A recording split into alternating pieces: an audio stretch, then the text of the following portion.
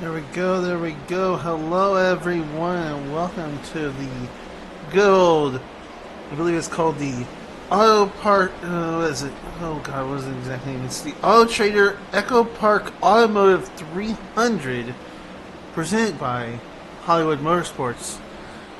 It's your boy, Austin Runkle, as always, up here in the booth. It might be a solo night for me tonight here, but we'll make it work, guys. We'll make it work. I don't know why the bar is that big. I hope the bar's not that big for you guys. It is that big. What in the world is going on here? Don't know why the bar is that big. That is not a good sign. I tried to change one setting apparently, and we have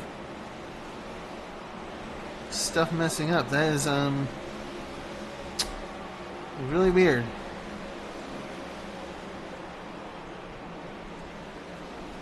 Let's reload the overlay, maybe? Because that is not supposed to be that thick of a... that chunky of an overlay there, that's for sure.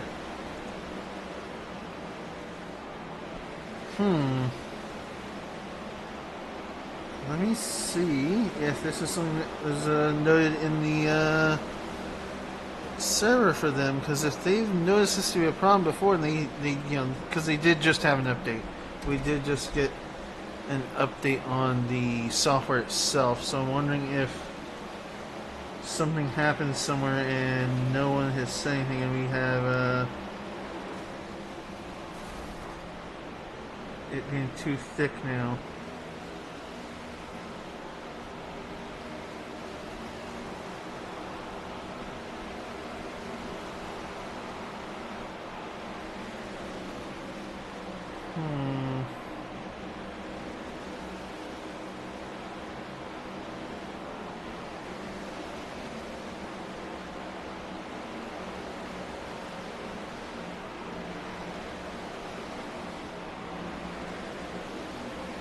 That is weird that it's that thick. It should not... Oh, you know why it's that thick? It's because of the name. We're just gonna... So, I think I really... Yeah, that's why. Duh. It's because of the name. We're gonna just call it, we're gonna call it the... We're just gonna shorten it to EchoPark 300. Yeah, no, that's why. It's because I had that too big. So that's on me. Sorry, bit of a rookie mistake there. Let me get my cameras over here. Where's all my fancy dancy cameras here? Bring up a name. Bring up some people here. So we can show off some. We got Zach Johnson in his car here. Let me go also and bring up the race info actually real quick before we do this. Let me switch over to the race info here. We're at Texas Motor Speedway, of course, in the beautiful, I believe it's about 84 degrees. Looks like it's partly cloudy. No, sorry, it's, oh wait, that's the track temperature probably. It's 77 degrees in the air. It's partly cloudy. This is a 200 lap race. They do have the stage cautions at 45, 95, and obviously the end of the race at 200. So we have all that. And let me go ahead and switch this back over to empty and then put the tower again. Put Zander short as we have obviously him who is to talk about things. Obviously we've gotten pretty heated off the track between some of the drivers, specifically Zander and Mike. Hopefully they work things out and we can have a nice race tonight, but it looks like that 85 you were seeing on the race info was of course the track temperature. The track is a nice toasty 85 for this 200 laps here at good old Texas.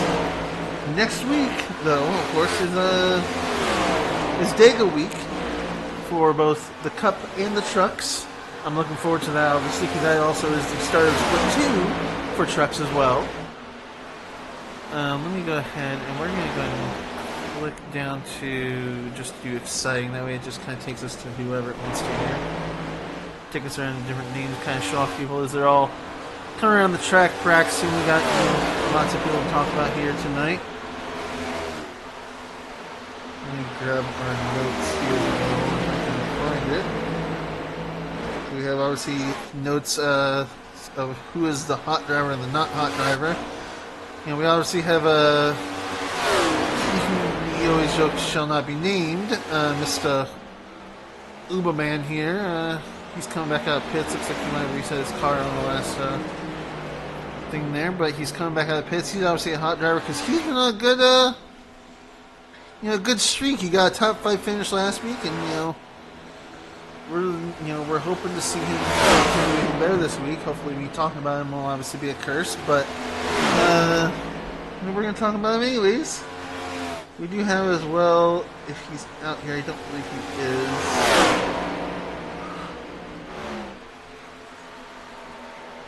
He's not, but we obviously have Menke, who came out on top of the win at Martinsville last week, moving him up 6 spots to sit comfortably at 3rd in the standings. And then as well, his Paul Maziere, I always feel like I'm going to butcher that. But he obviously has 5 starts and a win at Bristol, sitting 17 in the standings, and hopefully wants to play himself, up better and higher in the standings, of course. People obviously like Zander short that I mentioned, he's been observed to be losing focus in practice sessions, as we've seen here in the notes. This is just me obviously getting notes and passing along to you all here on the broadcast.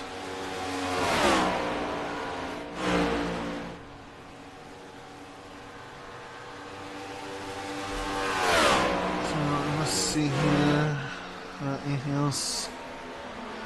Obviously, we also have our race control, Gordon Fraley, who has won on the record to say that we saw a record-matching season low cautions in the Sportsman Truck Series on Monday in this very track.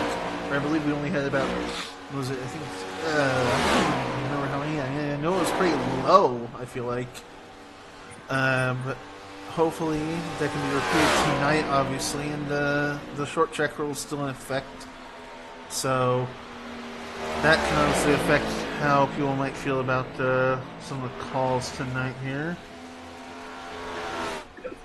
And I believe I see a Mr. Bill who has snuck in here, I'm realizing.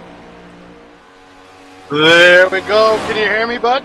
I can hear you loud and clear. All right. I am calling from the car in sunny Florida, which is dusky Florida right now. Enjoying my vacation, and just everybody at Moving Chicanes had to come say hello. Of course, of course. But the only thing is, now I'm going to need you to pop up the race on my screen if you could, if that's possible. To see if we can do that. Because hopefully I can do that without it being too... Hopefully we can.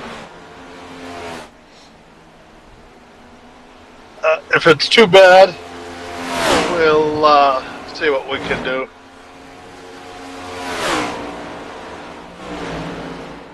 I'm trying to obviously not run too much at once here. Hopefully I can make things work better. I slightly bumped up my graphics to see if I could make this work without obviously much issue, so hopefully that won't affect me too hard here. Yeah. It doesn't look like the CPU is running as hot as I would expect, so that might be a bit promising, because the CPU might be okay. The CPU is not at 100 right now, which I'm surprised at, because if I go into my settings, I have everything a lot higher than I have in the past weeks. Like, everything is kind of on high. I'm drawing about 30 or 40 cars on here, so I'm drawing a lot more cars than usual.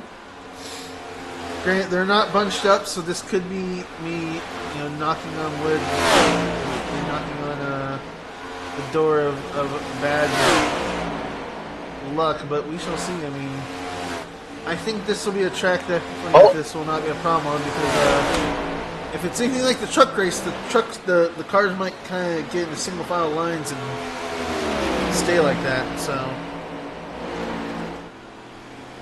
well, I think tonight's race is going to be a lot of tire wear issues. A lot of guys are going to be, for the guys that are going to jump out front early in the race, that are really just going to start hitting fast laps off the bat, their tires are not going to last, and everybody else is going to catch them pretty quick. So I think everybody should be thinking tire management and fuel saving, and that's what's going to win the race.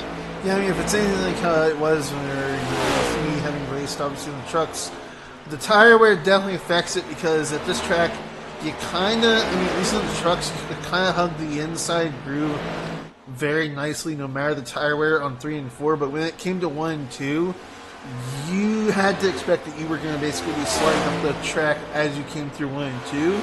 So I would not be surprised if some people have to either hug the outside or have to dive really deep to hope that they can maybe make it through 1 and 2 without much issue.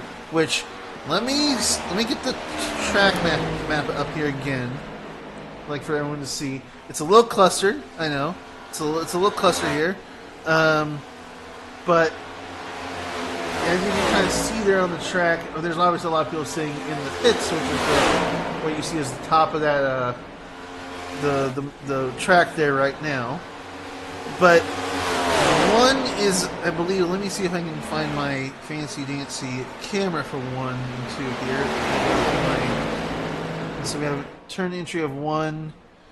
Here's turns 1 and 2. So obviously, with 1 and 2, the thing that you really don't want, obviously, is you don't want to be coming in here and then diving up towards the outside wall. And the problem that will happen with a lot of these drivers, like I said, is going to be that as those tires, give up and they start to wear, people will slide up towards the outside wall, as it was very apparent in the trucks on Monday.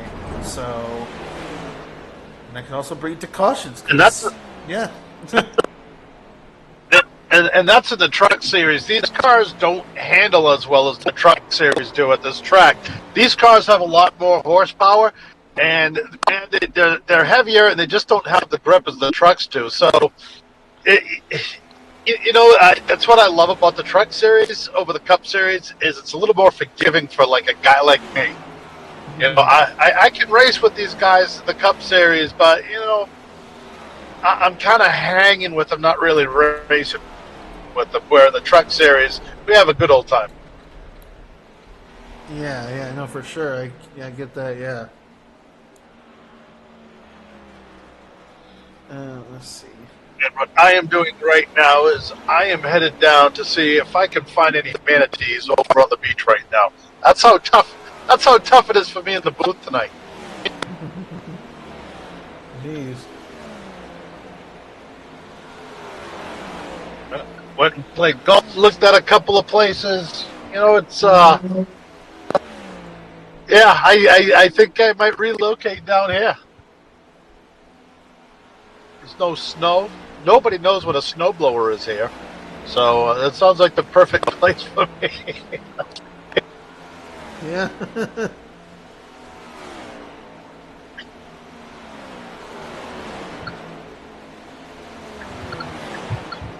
That's Menke. How are we doing on the... Oh, boy. There you go. That's what happens. That's what happens when you drive. Man, he drove that thing in so deep. I'd love to know how many laps he had on those tires. Yeah, I'd love to know as well. But yeah, as you can kind of see, obviously when everyone's going around the track, I believe on the track map there you can see on the screen, I believe the one that's on the left, I think that is, if I'm correct, I believe that is turn 1 on that track map there. I could be wrong, but I need to obviously double check. I need to go to TV1 and we can see someone that's obviously me going around turn 1. Where's our 55 at? I need to find 55 because he was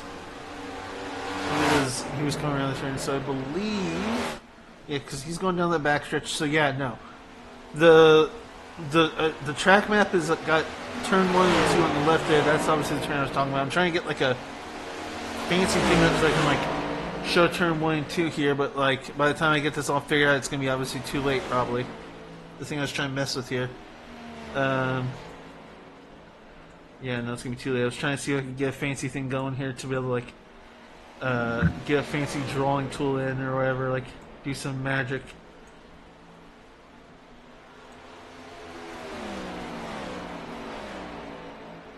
But I cannot do it without obviously it messing things up probably, so.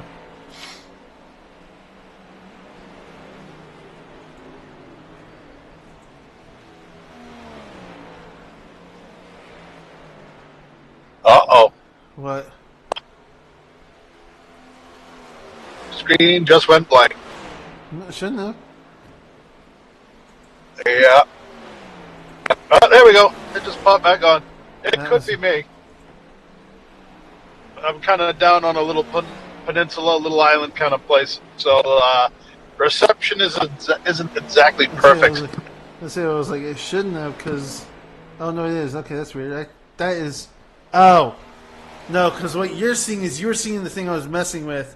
They can't see it on the stream, but you could see the thing I was messing with. Oh, okay, I got you. I was trying to... Like I said, I was trying to get a bit of a shoddily thrown together way to draw on screen. And to do that, I had to try and make a little bit of like a weird thing I was trying to do there. But yeah, no, so that was why. Let me. One second.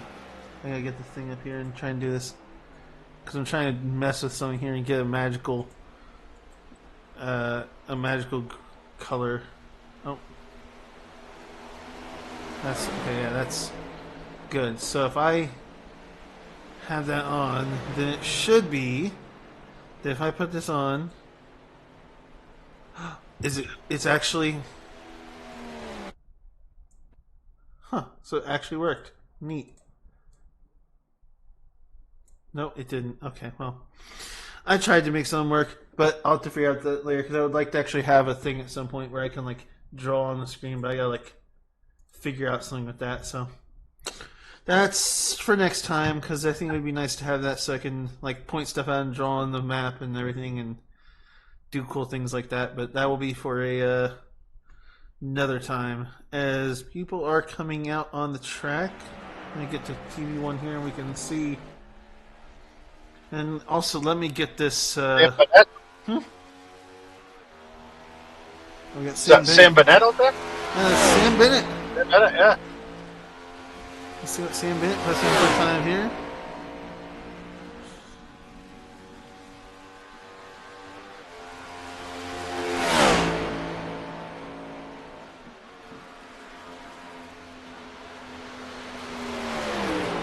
Can we actually also get down people's like number colors? That'd be great.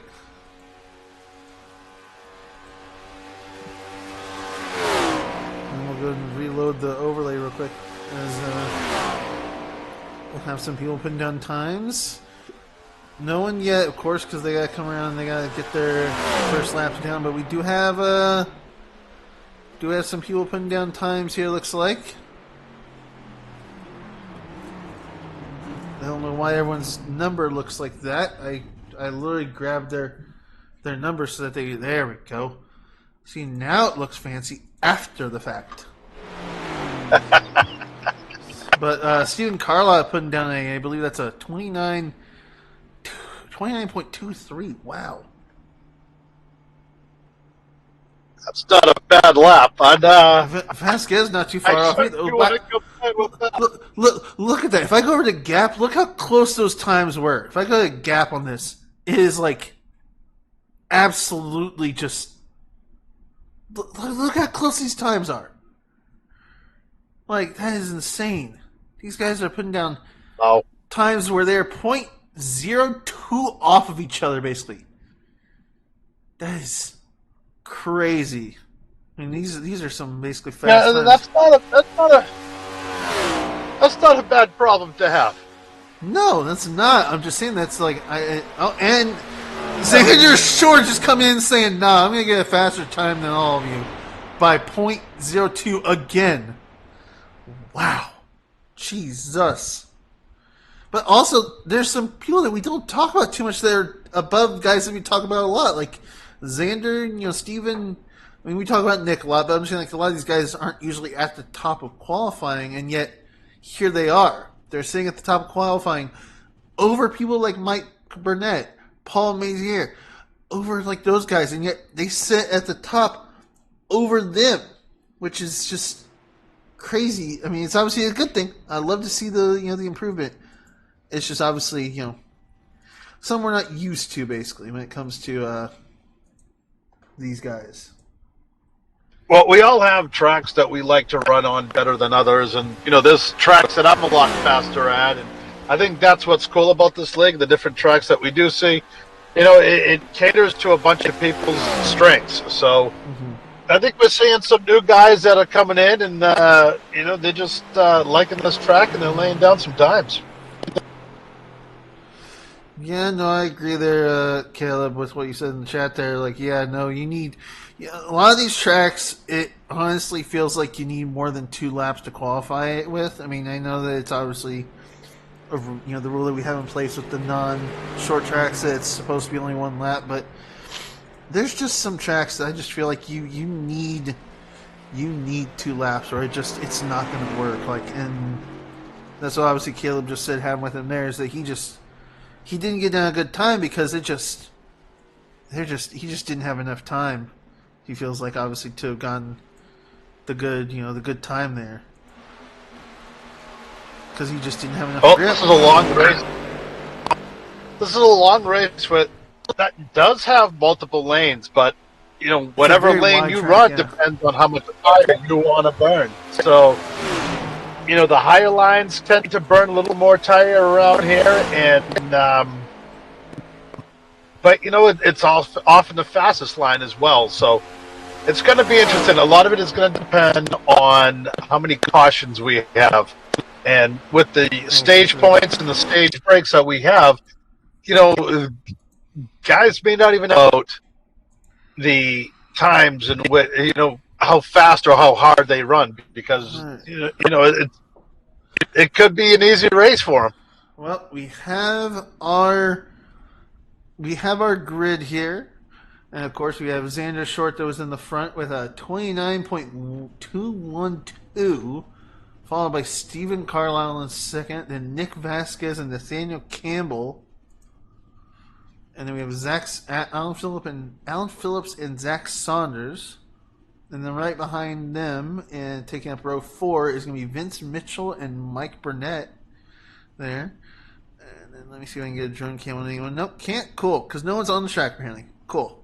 Moving on. Oh, wait, whoops. Forgot. A couple of rows there. We have, Paul Maziere and Garth Griswold finishing at the top 10 there with Zach Johnson and M.G. Johnson right next to each other in that 6th row, I believe. Yeah. Yeah, 6th row. Yeah. And you know what? I don't know if I can even read the print on this right here, so because I'm calling this price from my car, I'm going to need you to run off the names. You're all good. Yeah. We have Mason Hoffner and then Ray Gill and P13 and 14 there. And then the next row right behind them is Corey Mott and Joe Wright, followed by Sam Bennett and Cody Leach, then Ben Lawson and Caleb Tipton, the Uberman. And rounding out the top 20 there. And then we have Ryan Taft and Justin Bell. So teammates right behind each other there. Yes. Yes, we see Corey Mott in the back of the field tonight. And, that's kind of surprising because he's one of those guys that ran well at Charlotte, ran well at Atlanta. So, this is a similar track. So, I'm really surprised to see him towards the back. And then, let's see. After that, we have Kieran Ramal and Dave Nestor, and I believe finishing up the rest of the pack here, we have Mac Fabney and Charles Atwood, followed by Tommy Carroll Jr. and Jim Mott, Papa Mott, Chris Burnham, and then Thomas Stanley. And then we have John Ledger and Thomas Villano, and then Menke didn't set a time, so I believe that means he might not race, because I know that we have the whole rule of you have to set a time, obviously, to race, so I believe that's going to put him not racing because he did not set a time. Yes. I believe. So, but that is the grid, of course. Let me resend the championship points over to my thing so I can actually have them. Do I have? I thought I had I do have the championship points. Okay, we're gonna switch to the points before, obviously, so you can see the points. Corey Mott obviously sitting at the top in points right now. With Adam right behind him. Right behind him, my teammate Adam, and the Johnson family had a tough weekend race and pretty much destroyed one of their limited late models this weekend. So I know Adam and the boys are hoping to have some good luck at this race. And it's 45 and 95 of the stages, I believe. That's what I saw in the thing. So unless Corey messed up his pace that he put 95 and 45 were the lap stages. So unless he corrected that, but that's what I see on the thing over here. So if I'm wrong on that, then whoops, that's just what I saw on the thing that Corey put in the Discord. So I mean, I just follow whatever he puts out on that race day announcement, and that's usually how I change the stage stuff, is based on that. So it really is fully blamed on him because of that. So because that's all I'm following is what he puts. So well, here we go. We are coming around the track here, going down the back stretches. I believe did we lose a car? I don't believe we did. Did we lose a car? Because I can't pull up the grid anymore, can I? No, I can't. No, we didn't lose a car. I don't think. Yeah, no. Steven's just not at the front. That's all. Okay. I just want to make sure, but we didn't lose a car. It's just Steven's not at the front like he should be there. But let me go ahead and get us to the starter cam here. He is Barry, our good old Barry the flagman. Barney, I think it's Barney, not Barry. Barney the flagman. Ray is there coming out of the turn right there, you see. And the pace car should... No? Are we delayed? I think we might be delayed on... Oh yeah, we're delayed on the start. Interesting. I would have expected we were going green there. That is definitely different to me there. But we're not. We're still on our formation laps, looks like.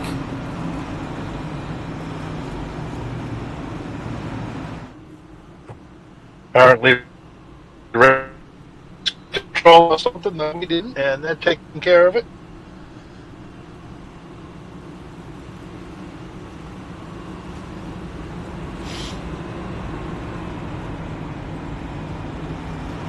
This track is such a wide track. It is fun to race. It is quite the wide track indeed. Oh my gosh.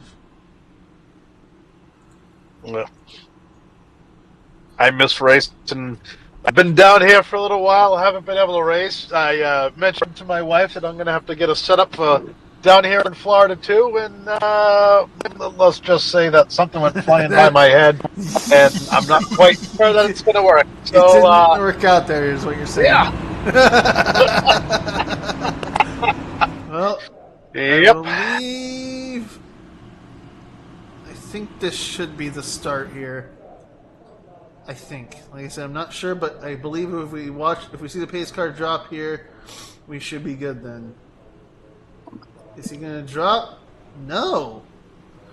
Okay, I actually don't know what's going on here, guys. We would not... I don't know why we have two formation laps going on in a row here. This is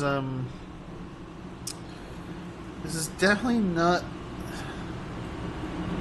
what I expect to be happening right now for some reason. We have got race control option currently.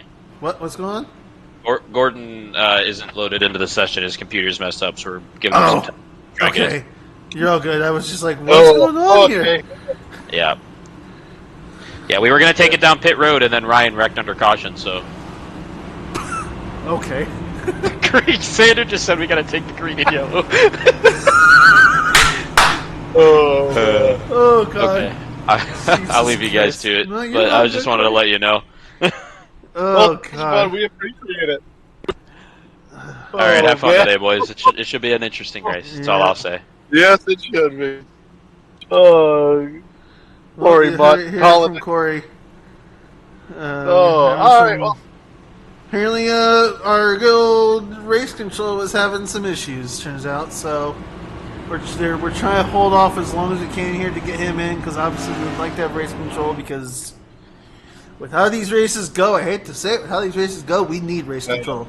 Like, yeah, and I'll tell you what, man, he gets all the credit in the world.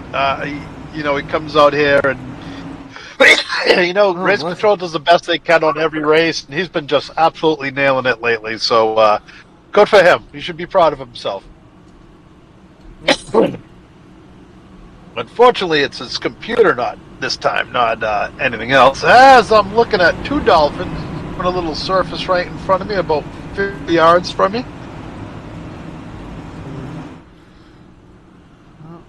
I'm having a horrible race so far. Watching all the nature down here. So, I say I don't believe. Yeah, no, I'm looking here at the thing. I'm not seeing our girl buddy Gordon just here yet. So, well, I'll go ahead and get this out of the way, because I know that obviously, like I said, this race was presented by Hollywood Motorsports, as they also sponsored the truck race earlier this week. So Yes, we have a nice little as Nathaniel put it, it's his own version of an ad read, basically, that we have for his team here, that just basically goes Hollywood Motorsports, they're looking for members, of course, whether it be that you be a racer, a spotter, or a paint maker. They are obviously recruiting for next season. So if you would like to join them or learn more about Hollywood Motorsports, you can obviously get more info by contacting your good old buddy and team owner of Hollywood Motorsports, Nathaniel or Nathan Campbell. But otherwise, as he put in the message here, enjoy as this is actually, because it's not the same as the other one, but it's enjoy if I can get the name, because it's a long one. The Autotrader EchoPark Automotive 300. Gosh, that is a mouthful of a race name there. That's not Nathaniel. That is just what it was called, obviously, in real life, so that's what we're calling it here, too.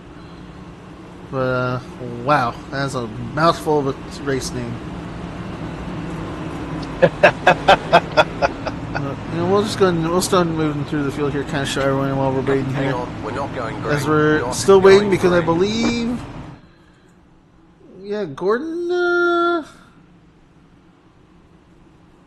Gordon still is not here. Oh wait, no, Gordon is here. When did he sneak in? Man snuck in, because all of a sudden I see a EOL for someone. So yeah, Gordon snuck in here. So I guess Gordon might be back finally. Well, go for Gordon, man. Again, he's had a couple of tough races to be in race control, and man, I have trying to learn race control and all that stuff, and I just talk to those guys that volunteer to do race control. So thank you, Gordon. I mean, I did race control for for when we had that one TCR, like the road thing.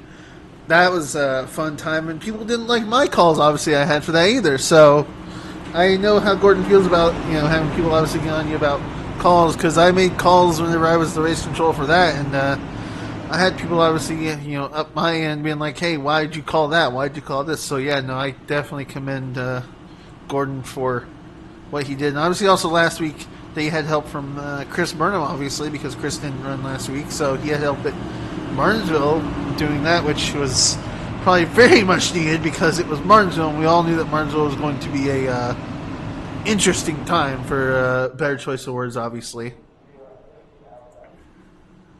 An interesting time. Like I said, not going to use choice words there, but you know what I was obviously getting at by saying that. So Whew. we There we- are. I believe since Gordon is here. Since Gordon is here, I believe that means we should be getting our actual start probably here. We'll try this one more time here. Now that our race control, I believe, is actually here in the session with us now. We should see there goes the pace car as it drops down. And we are going to go green for the first lap here. Green flag. There's the go green, green, green, and Barney There we waves go. that flag. Here we go. Can get the shots for you guys before we obviously bring up the other stuff. Get those nice, nice shots here. Now, what we need to pay attention to is how fast they're running the first 10 laps. Oh! What are their speeds? Oh! Didn't even Oh, make it a lap. Is it even? Did it go yellow? Oh, and we got I'm gonna go ahead and throw up this because we're gonna go ahead and throw up the race one because that was not even a lap and we're already on a caution. Yep. So that is I'm not sure who that was, but that was wow. All right, let's see if we can go back and figure out who that was because that was a big one. yeah, that was something. I think the best we can get is that maybe go back and look at Mr. Papa Mott, I believe. No, he was already happening before him. Okay, Way before him. That's mid pack. That's oh boy, is that Corey Mott involved? Oh man. so let's see. Let's see if we can maybe go to Mr. Bell. Was it? No, it was definitely after. No, it was definitely well ahead of him. Huh. Okay. So what we're gonna do is I'm gonna pause, and we're gonna go ahead and I'm gonna pull up the overlay for a second so I can jump through drivers here maybe and get to the front of this wreck. Was it before or after? Was it before or after? I think it was. It's looking like it was. So it doesn't look like Alan was involved. I think it happened. Yeah, no. So it happened near him, but it was. Looks like I see Nathaniel Campbell. Yeah. Okay. So we saw Nathaniel Campbell, and I believe that's Mike that got slightly smacked there as well. But let's go into slow mo, obviously, and see here. Let me get my overlay out of the way. So that was 91 that came up into Nathaniel, sent Nathaniel down. He clipped Mike. Right into his teammate. No, Nathaniel's not teammates with Mike, but Oh, I'm sorry. Yep. ooh, wow! And And sent Adam down. second race in a row, Adam gets crushed at the beginning. And we just see so many cars Oh, getting, no. slightly caught up there, like. Oh, and Adam getting hit with a second hit, basically there. Wow. Well, that is Second race in a row. Let's go to. And, Adam's second in points. And, Justin. Wendy. Where's my pit lane? Okay, let's see. Let's see who all we got. We got Mac coming out. We got Nathaniel obviously in pits. We got Mike that's in pits obviously because he got hit there. And we have a lot of guys obviously. The ones that we saw in that wreck, obviously they've went into pits and gotten any repairs they can done because these guys don't get fast repairs. There's no fast repairs in the Circuit Cup Series here, so these guys have to get all their repairs done just like in real life where they have to sit there and actually get fixed and everything. So these guys do not get that luxury of fast repairs that some people are obviously used to when it comes to iRacing. And that's one thing I've learned from racing with Adam Johnson is he's taught me how to manipulate, if you do get into a crash at the beginning of the race, how to manipulate the cautions to sneak in and get a little bit more repairs done here, a little in there, get it all set for the end of the race where you can really charge forward. And believe me, he's not out of it yet. He'll be in the top 10 by the end of this thing. Yeah, no, there's definitely obviously a strategy as well too to try and get repairs done Usually, what I would say is the best way to do it, obviously without going lap down, is just try to see if you can go in, get a couple good seconds of it done, obviously, and still get back out before the pack comes back around. Obviously, it's a little bit harder when you're in the back of the pack because it doesn't give you as much time. But if you can do that and still keep your position, then you could obviously be back out there with a fresh car that's not damaged. But also looking at who is this? That's right. Who is this 5 car I'm seeing right there? I see a 5 car and I don't know who that is because I don't. Oh wait, Alan Phillips. Since when did this man start running Spotify paint? He stole the paint I used to run on some AI leagues back in the day in our 2003 that I used to be a racer on. I always had a Spotify scheme, so to see someone out here with a scheme like the things I used to do back in the day is a little weird for me to see. I mean, I'm glad because it looks nice. I'll admit, it does look good, but it's just. I think maybe the sponsor just looking for another driver that finishes better. Who knows, Austin? You and I are up in the booth for a reason. Yeah, like I said, this is also like I said in our 2003 leagues that I was a part of. So I was never actually the one running them.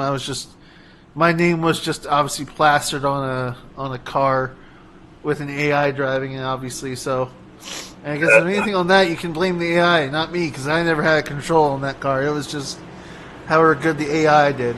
But let's see if we can get another start here, maybe. What I believe they should be coming around here, and we should be getting our go soon. Yep, as we're gonna go green, green, green here momentarily.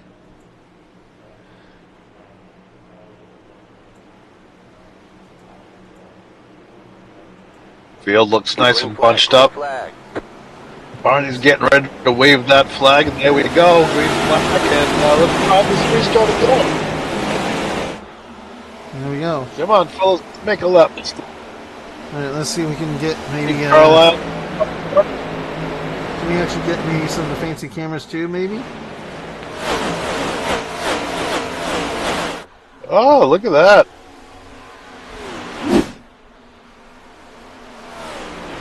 And there's a couple of different lines we're starting to see. There's about 6 different lines we're starting to see right off the bat. There was guys way low and way high on that corner. As you see, Carlisle is just kind of... he is just kind of just good right here. Yeah. I mean, he's got. And he's using a long track to keep that tire wear down. Yeah, but he has Nick not too far behind. Yeah, Nick Vasquez, who's had a few tough races, a name to talk about that we don't talk about too much, but he's up here. Is Mr. Garth Griswold. He's actually up here in the 00 car and holding a pretty okay spot in third right now. So he's up 7 positions as a result. Yeah, we talked about earlier in practice how everybody has a favorite track, and looks like Garth is feeling right at home in the family trackster running out front. I will say one track I think I'm going to favor in trucks just because of how good I did, and it was official week for it is Chicagoland. That's going to be one of my favorite tracks because when I did that track in officials a couple weeks ago, I was getting top 3 qualifying and usually in the top 10 every time consistently. I know you were. Oh, you know I was talking about it so much, of course. Yeah. So that's a track I look forward to, but I have to wait for that till split 3 for trucks. We have some good battling right here. We have a 4 car main 5, no 6, no. Honestly, just the rest of the pack at this point is. Oh, we got Caleb trying to make a dive on the inside of, I believe that's Zach Johnson there. Is he going to make the pass? I don't know. Not on this lap. He's not. He's definitely trying He's trying to set him up 1 and 2. Get down there, Overman. Go get him. He's going to dive on the inside. As you can see there. Yeah, he is side by side with this man. Let's go to the drone cam on this. Actually, is there? Yeah, they're side by side. Ume is trying here. Let's see. Can he make the pass here? And I believe trying to squeeze it down. he is. He's gonna get him right here. Oh, he cleared him. He cleared him. Look at that. Nice job, Uber man. He cleared that man like nothing. Good to see him out front. Oh wow, good So job. that lane does get the momentum. Yeah, no, that inside line can just. See,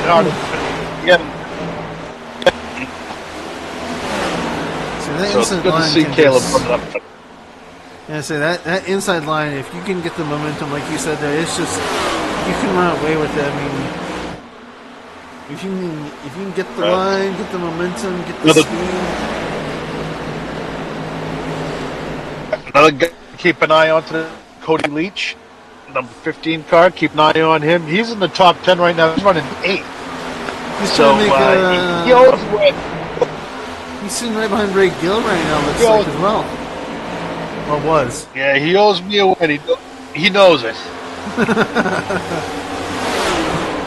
He's sitting right there in that 15. Ooh, he came up a little on the wall there.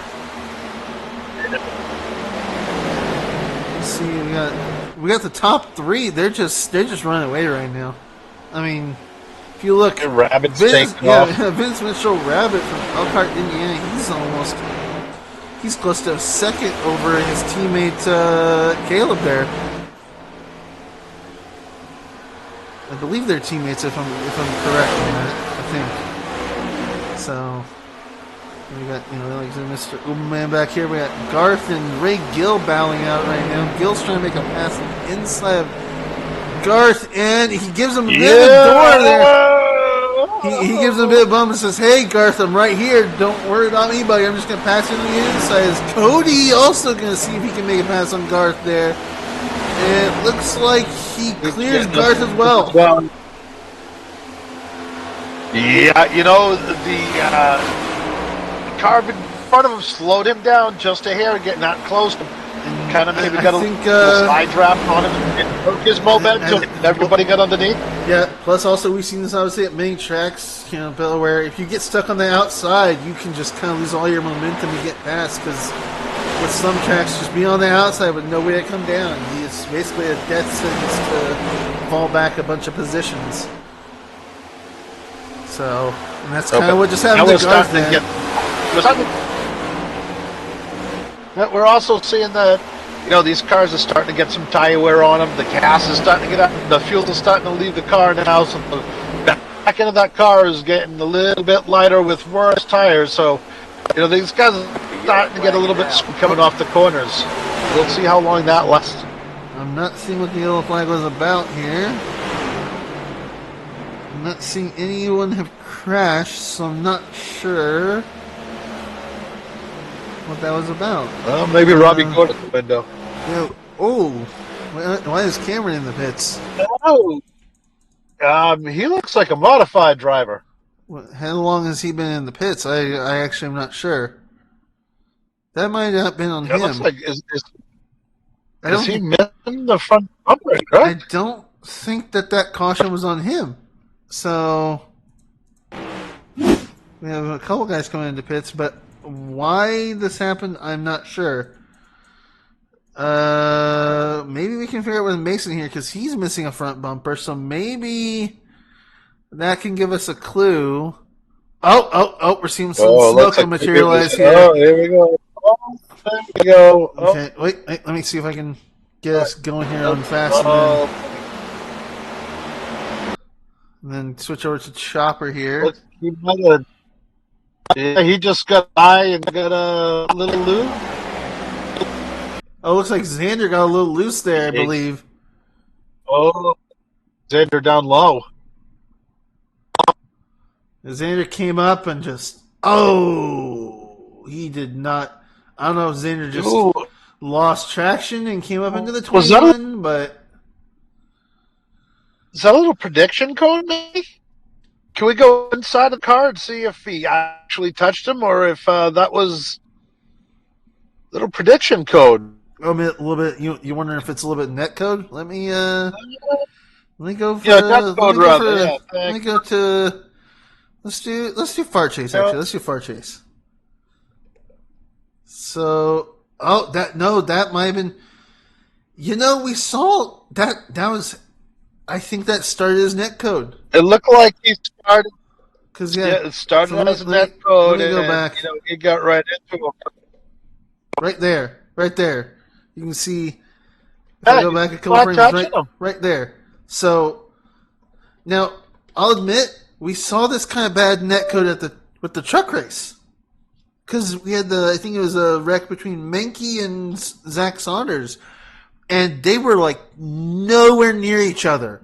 But yet had something like this happen. So for some reason this track just has a bad case of severe netcode that is just nowhere close to each other. But yet here we are. Like, it doesn't make sense what just happened there. But well, I hope that that's going to be the powers take a good look at that, and hopefully the drivers. I mean, it's one of those things that it's tough to call, man. Cause it looks like he's not touched till after he starts spinning, so it just makes you wonder if there just is, just that little.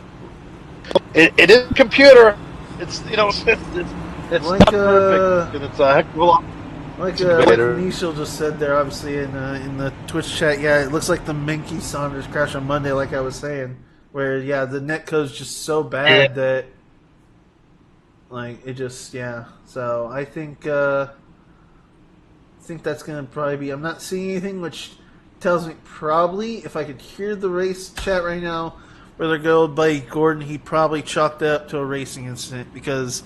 He's the same one that obviously did race control for trucks, so he already knew about the Menke Saunders crash, and the way he obviously treated that one was a racing incident. So I'm gonna bet you $10 without being able to hear the race chat in the radio that Gordon probably chalked that up to a racing incident as well, because you could see clear as day there that was they did not even, like you said, they didn't even touch, and they weren't even touching until he was already across his front bumper. So, yeah, he definitely started spinning right off the bat. And the only other explanation, if it wasn't a netcode, is maybe he did break loose a little bit coming off the corner and he spun. But to me, that looked like a netcode incident. Hopefully those guys aren't screaming at each other after the race. I don't think they will. I mean, because like I said, that looks like like someone else has said in chat again to mention that it looks like it was the Menke Saunders crash all over again. So I guess that just shows these drivers that just like how we had to be careful on Monday, they're going to have to be a little careful here so as to not end up with a wreck like that again. So I mean, we obviously want to see them race tightly together, but if they have to race safely just to make sure that they don't end up with with the wreck like that, then that's what they'll have to do, obviously. So as I believe we are coming back around for the start here soon. But what were you gonna say there? Well, I was going to say, after last week's race, there was tempers flaring in the chat room afterwards, and Corey Mott was very impressed. He kept his cool and kept the peace, and he put on a clinic on person-to-person skills. Indeed, and here we go, green flag, and once again, another good jump out front there. He's checking out once again. Great stuff by everyone. Oh my gosh, look at this. This is an amazing start here. Yeah, we keep holding up nothing until they get through 3 and 4. And look at that, 3, 4 wide coming through that corner. 4 or 5 different lanes coming through 3 and 4. And there we go. Get that going again for you guys. I just wanted to try and do that again where I can see if I could get a nice, crank it up, segment there with that. But let's go back here and we see some racing here with Vince Mitchell, Rabbit, Cody Leach, and Vince's teammate, Caleb, right there, not too far behind. But No, those guys couldn't Cody see is him out front. knocking on Vince's back door right there. Oh. Wrong side. Where We is may he? have been knocking a little bit. Where did he go? I lost him. Where did this man go? Oh, there he is. Okay. Cody was so out of all the cameras I could not find him, so because I didn't know where he was. I was going to try and get a shot, but Cody was so gone. He comes on the inside there and gives Rabbit a bit of a bump there. Says, "Hey, I'm right here. Don't worry about it. Better watch out. I'm right on the inside again." Well, I'll tell you what, Austin, I hope you're already home because it doesn't sound like you're in any condition to drive tonight. But these guys really starting to push it hard, and you're starting to see. You're starting to see. Yeah, and with that net code, not everybody knows what happened that last accident, and I look for it to happen again because these guys are pushing it. It's early in the race to be this hard. Oh, for sure. I mean, we're only on lap 26.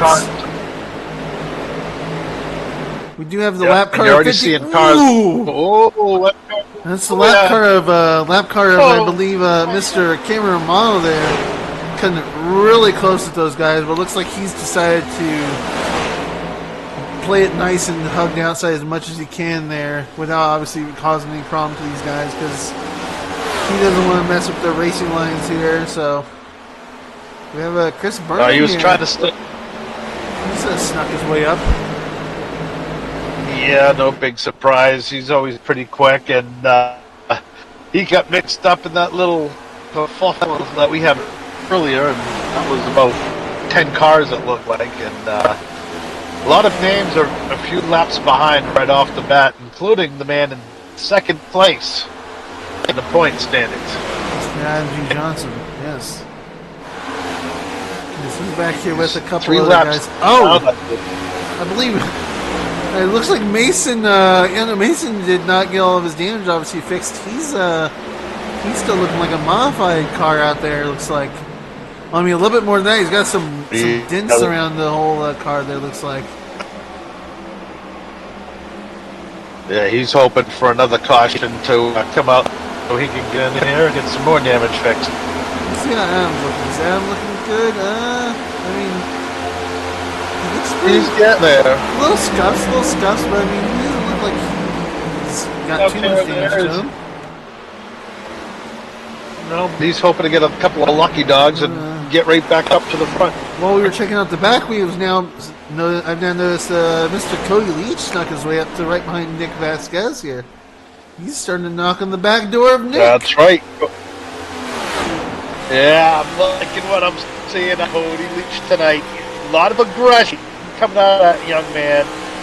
He knows it's time to move. He knows it's time to get his head out of his butt and stop moving. And he needs to be pushed a little bit. And I've been kind of giving him some crap, but he needs to realize how good of a driver he is. And I want to push him to go further and further in what he's doing. And you're seeing that right now. And this is the driver that I've been waiting to see out of Mr. Cody Leach. And as he makes the dive on the loving inside? this right now. He makes a dive on the inside. There he is. Yeah. And he's getting really close to Nick there. There you go. Just make him nervous is all you need to do. Just make him a little nervous. You don't have to pass him now. Make him nervous. There you go, kid. I am loving this out of Cody Leach tonight. Real aggressive, but he's not over aggressive. He's showing what he's capable. He's gonna try. He's either gonna try again or give Nick the scare. But I think he's trying there. No, he's going for it. Oh, yeah, he wants that. He wants those bonus points. He tried. I mean, we are pretty close to the stage already. It is lap 32, and the first stage is at 45. So right. That's right. And there he goes. What he's doing right now, he's waiting for any type of mistake by Nick Vasquez. And maybe he's trying. He's making Nick car on the outside. He's trying He wants here. to get there. He's not quite. Nope, he didn't make Nick it. But I Nick think has he's- all of that momentum coming off the corner. Yeah, Cody was going to see if he could get to the inside and get lucky there, but it doesn't look like that's going to happen. He's just going to have to let behind Nick and hope he can maybe try again and make another dive as he tries again on turn 1 and 2. I've noticed he doesn't really try too much on 3 and 4. It really seems like he tries to make that move on 1 and 2, which is smart because 1 and 2 is the spot where people can obviously lose their momentum. Oh, there he is. He's trying. You know, I wonder. And he makes the pass on Nick. Yeah, Nick got a little loose coming off of turns 1 and 2, and you know that was the mistake that Cody was waiting for. And here comes that bonus point, and now he's coming close to winning the stage points, and that's going to put him up in the top, close to the top 10 in point standings with this stage win. This is a huge race for Cody Leach. And if we jump back, we had obviously Get up Vince right there, behind kids. him. Stay strong. Let's go and Yeah, jump so back a bit and he see. needs We got a fight between Menke and Alan Phillips back here as well. Well, kind of battle, obviously. And not good to really, see but- Menke running. But Phillips is having a hell of a race. He's coming out of nowhere and running out front. Yeah, he qualified. A lot Looks of like guys in the back. P5 Atwood's actually, in so. spot 1. Nestor, who was involved in that earlier wreck, he's moving up now. I'm gonna check on Cody again, but okay. Just gonna see how much of a lead he's got over Nick, which is about 2.2. Okay, about 0.3. Yep. No, he's starting to pull away a little bit, and he doesn't have to get a second lead. All he has to do is be in front at the end of the stage. He needs the bonus points. Indeed. As Paul dives And down a Joe bit right- there, and Oh! Joe, whoa! It bounces off the wall. I don't believe Man, that Adam was Johnson. close. No. Someone asking in chat. No, Adam Johnson is. Oh! Is he not? Oh, did Adam Johnson. Oh, this would be the second race. And Adam Johnson is up second race in a row. That Adam Johnson. I wonder why. He didn't have too much damage. That's weird, because it didn't look like he had that much. I mean, he repaired his damage and was back out there running with them, so I'm kind of curious as to why he's out. Someone in the chat, obviously. Let me see. Nishil kind of caught it, obviously, because I think it showed up on the ticker, obviously, and it showed him as out. So someone obviously caught that. Nishil caught that in the chat and said something. That's why I kind of brought it up. Yeah, no, right there, this is out. That's wow. Okay. Is Yeah, I just Menke sent him a is text. oh. Oh, you shot him a message. Yeah, we'll see what happens. That family has had a tough week with race cars, let me tell you. As Menke made the pass on Chris, and as we said earlier, it looks like Chris is getting that treatment if he was stuck on the outside there. I was afraid he was going to get some more passes done on him, but no, he only had Steve and Menke get past him there. But he does have a couple people knocking on his back door there in the form of Carlisle and Alan Phillips. They're kind of right behind him there, so.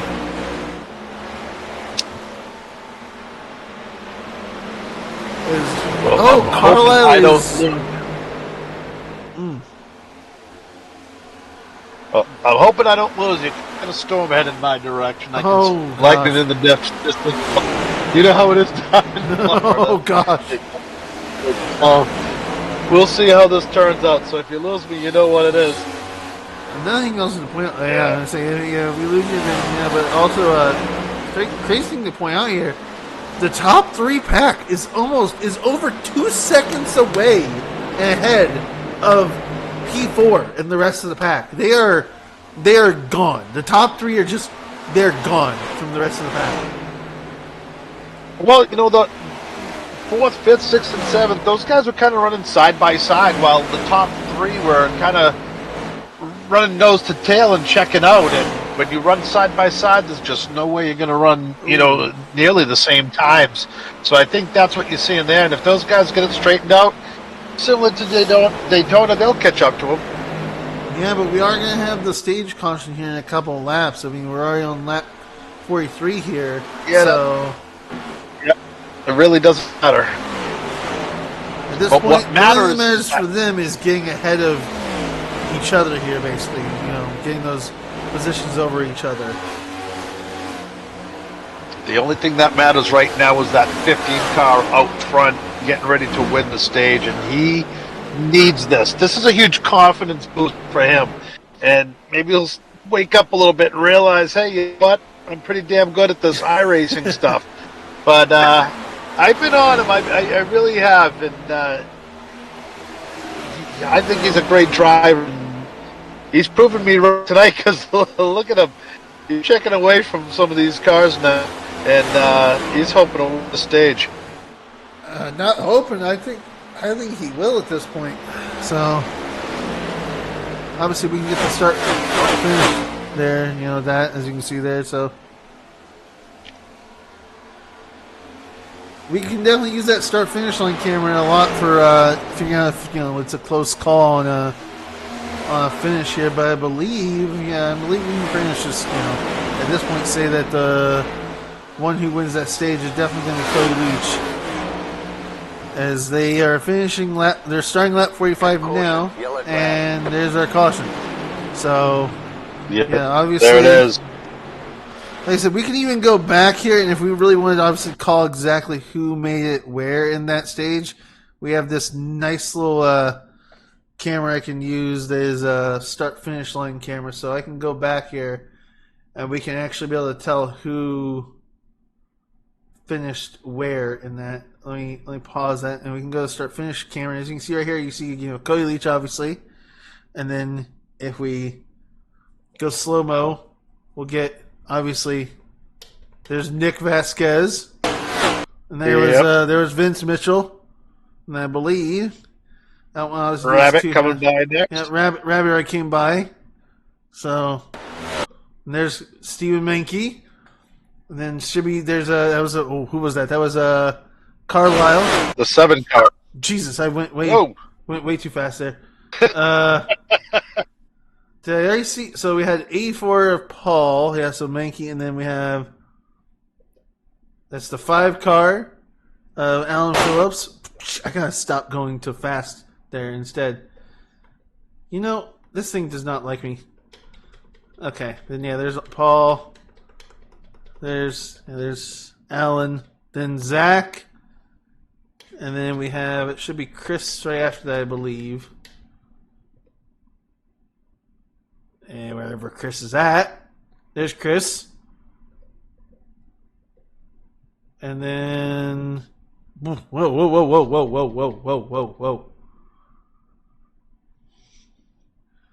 Was that Corey after Chris? No, wait, I think that was Uberman, actually. Because where's Chris at? Where's Chris?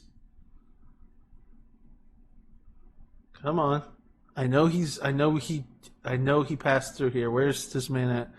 Okay. So that was I believe that was Uberman that actually got 10th place.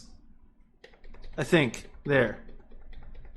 I believe that was Uberman that got the 10th in the stage. Yeah. No. So yes, sir. He got 10th in stage points. Hey, that's a free point right there. Good on him. So another well deserved. Little rough, obviously, there on my part because I don't have a pause button, so my thing would just obviously keep going on its own there. So that's on me. But we tried to be fancy with it. I just had some issues, but it sort of worked out still. Yeah. So. Well, one thing I want to say, and I say it every week I see these guys race, I talk about Cody Leach. One thing that we have seen consistently out of him is that little figure right next to his name. the positions gained. Each race, he has gained a bunch of positions. And I'm really glad to see that number 15 car running where it should be. And this is a big confidence booster for him. And it's about time. I've been talking him up. I like that kid. I'm telling you, if I was a betting man, that's where my money would be. Yeah. Yeah. Plus, my wife's family is Italian, so we didn't deliver. I'd send the message to him. You know what I'm saying? But he's doing all right. That's really good to see him out front. There's a bunch of cars out front or towards the front that it's good to see.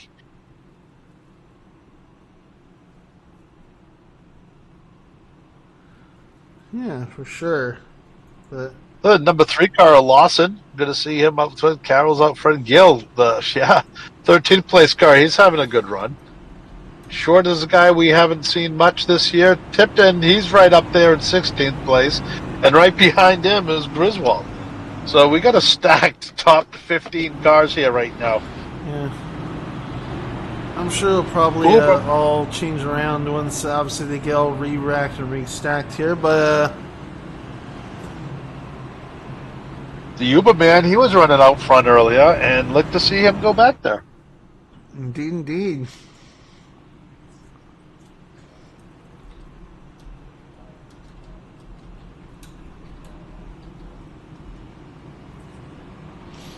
Well, boy, a 4-wheel drive station wagon. Welcome to Florida, ladies and gentlemen. You're getting a show on here and a show in person, aren't you? Oh, yeah. Man, I tell you, I love this area. It's a great area. It's too dark now, but as the sun was going down, I was watching dolphins in front of me, or porpoises, whatever they are. I don't want to hurt anybody's feelings, but they were out moving around in front of me, and the birds and pelicans are everywhere, and it's such a great area, and the people watching here is pretty fun too.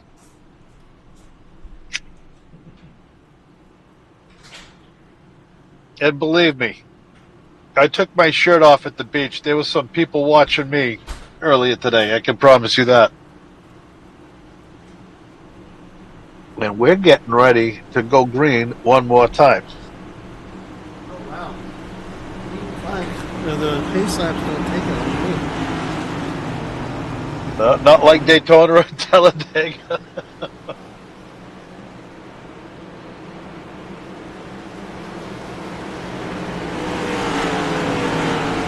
I will say this. You guys nailed it last week in the booth. Yeah? Yeah, and getting ready to go green one more time. And go, Barney, and a pretty good jump out in front. Time to go 2 and 3 wide towards the back already. And Cody Leach is stretching it out front one more time. I'm loving this right now. Look at these cars coming through that oval. 4 and 5 wide towards the back. This is what we love to see on Wednesday night. It's just some nice Right there. green flag racing. I gotta say, I missed this just because obviously, we had all those short tracks, so I missed this nice, green flag racing that we got going here now. As you did see there, Cody got a little squirrely. He kind of tagged the wall a bit, but he is otherwise he is running away with it right now. He's checking out, but there were a lot of cars mid-pack bouncing off that wall, and this is one of those tracks like Atlanta and Charlotte and even Richmond. Man, some of them, that wall comes right up there and smacks you right in the behind. Mm-hmm. And you may get away with it a couple of times, but it's eventually going to get to you, and it's going to send you squirrely, or you might get tire damage from it, and then your race is done. As once again, we saw another car there, about 7 cars back, that red car there. Who was that? That's Stephen Menke. He, was it Menke, or was it the car? I can't quite get the number of that. I believe that might have been Chris you saw there get a little wobbly. Yes, it was. It was Chris. It looked like he just came out and kissed that wall. Yeah, no, but they're pretty tight right now. He's got Menke on his inside, Paul right on his outside there, kind of. There, whoa! I believe that was Carlisle. Ooh, Carlisle got a little wobbly there. Yeah, it looks like he almost ran right into the back of the car in front of him, and you know,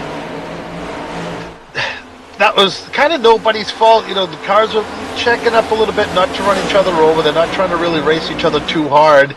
And, you know, momentum just caught up to the cars that slowed down. And Chris Burnham just kind of slowed down a little bit not to run into the car in front of him. And that other car, man, he had to pull a hard left just to miss him. Let's go back and talk about Tommy Carroll. He's got Thomas Wolfe on the inside of him there. And Zander Short is right behind Thomas Wolfe there. And they're kind of... We're seeing obviously a lot of single file in right now for the most part, minus a couple bit there where we just saw Thomas and Zander get a little close there together, but otherwise right now it's kind of just getting into single file right now. I mean, these guys don't need to, Tommy got a little wobbly there, but these guys don't need to get too racy just yet. I mean, minus main for like stage points. Zander's going to go on the inside of Thomas there. And Thomas, I believe he clears Thomas. No, not yet. He's trying to, though. And those two guys are... Yeah, you know, all it takes is one car to bounce off the wall a little bit and coming down when you're running side by side like that. Well, now Zander's battling with Zach Johnson for position here, as you can see, and he's trying to pass him on the inside. He's trying to force Zach to stay on the outside here.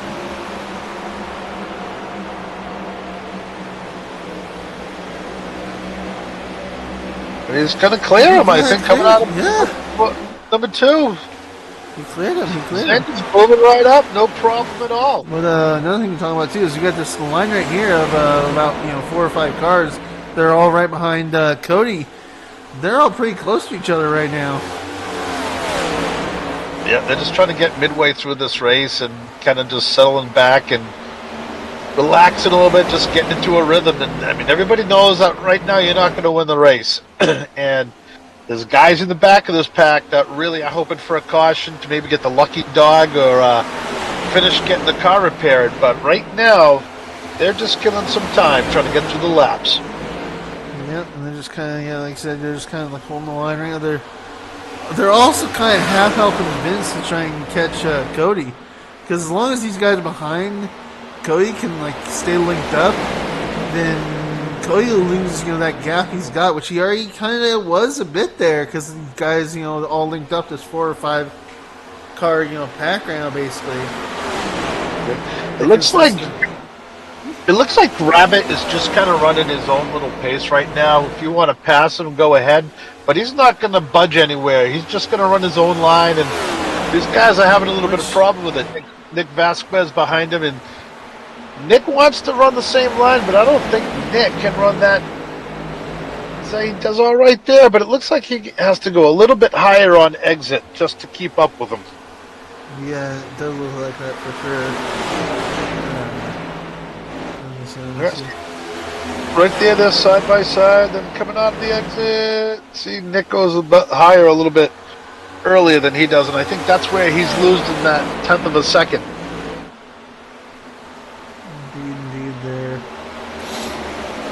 You see Paul and Zach there back there.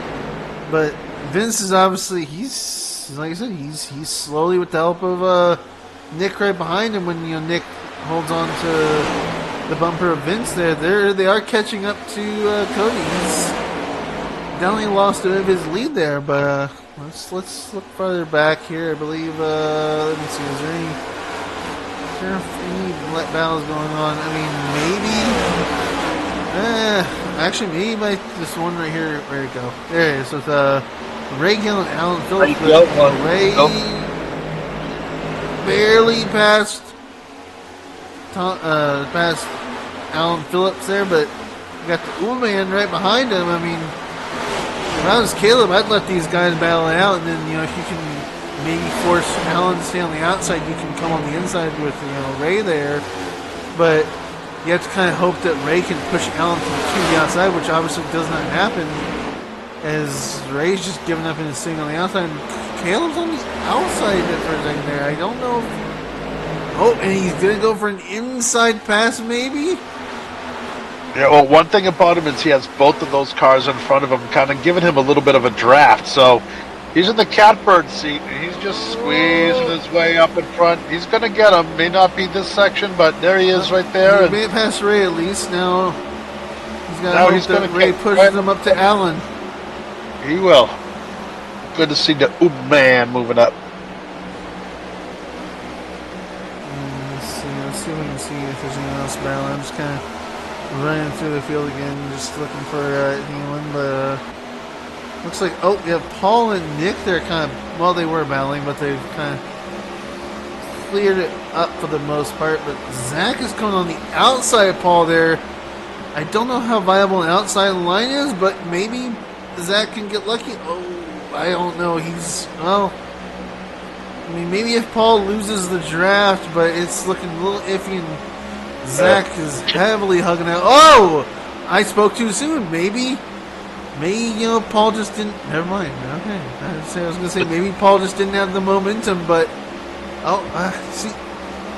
It's just the outside line versus the inside line. Yeah, and Zach just apparently can hold that outside line better and get better momentum as he just passed Paul, and now his next target is to see if he can get past Nick Vasquez. Whoa! Looked like Paul got a little loose there. Looked like Zach got a little bit. It looks like he's getting a little bit loose through the corners. I can't quite tell, but it looks like the front of his car is twitching. Like just a little bit. He's pushing it a little bit hard in the outside lane. But it's working because he's side by side with Nick Vasquez now. Coming down the door just a tiny bit. And I'm wondering if that's going to make... Whoa! That was... He's got almost the entire car ahead of him, and I think... Nope. He's going to get... I think he's cleared him, but obviously he's not going to come down just yet. And that's it. He's cleared Nick as well. Now Zach just has to get past Vince. It looks like that his car is working a little bit better on that higher line. Which that's not surprising. I mean, not the section of the race, but problem right there is that 22 car. Nick needs to be careful because he's trying way too hard to keep up with Zach, and what's going to happen? He's going to end up burning up his right front, and that car is going to push like a dump truck. He did push Zach well ahead of Vince's.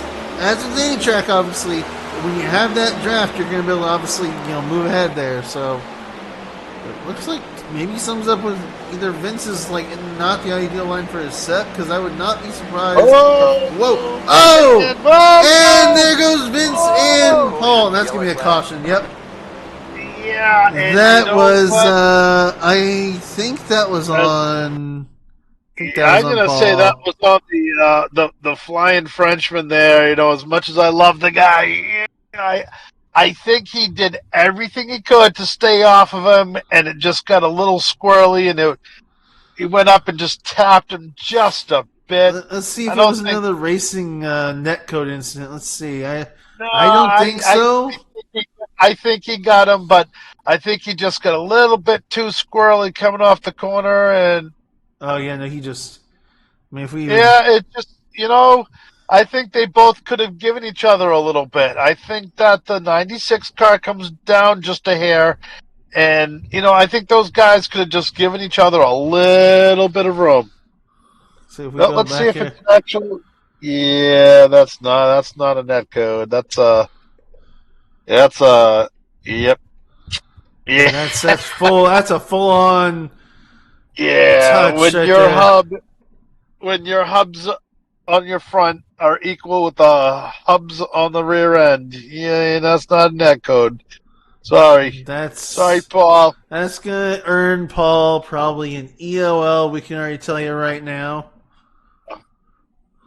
Well, not if about that. It will get Paul an EOL probably. There's no if about that.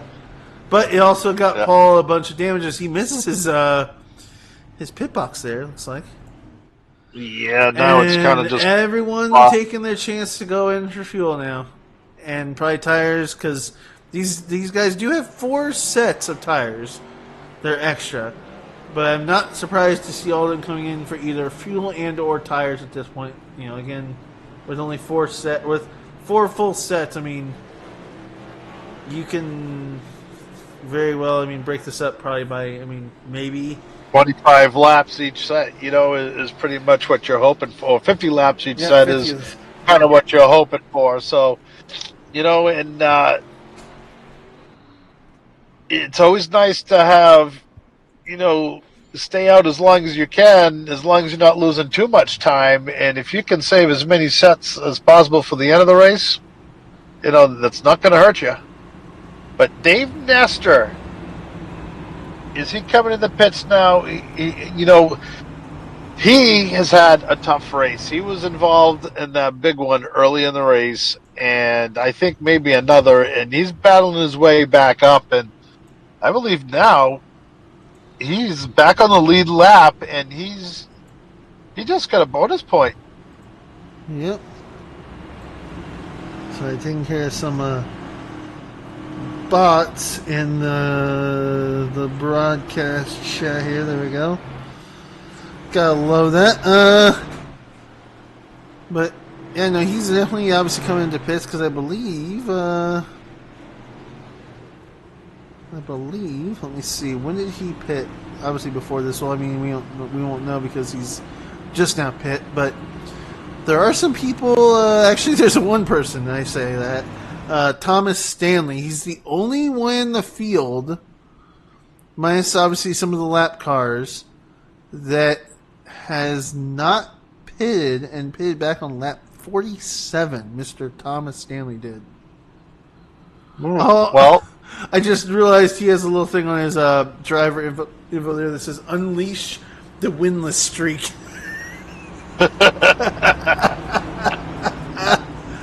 Oh, humor. But it's good to see him out front, and there's a bunch of cars behind him with fresh tires, so we're going to see how major a drop off it is. Do we have is Mr. Rabbit out? Why is he saying to bring him in the booth? I don't know, but you know what? Let's see what's going to happen with Mr. Stanley. If he gets lucky and gets a quick caution here, or a couple of laps from now, he could be in a pretty good position. Yeah, we'll bring Mitchell up here. I'm curious why. Oh, probably to talk about that wreck, most likely. That's fair. Oh boy, we could. Oh, I guess we could, but we're about to go green. I guess we could do it on the next caution. Because we don't want to obviously talk about it during the race actually happening. So we will have to wait.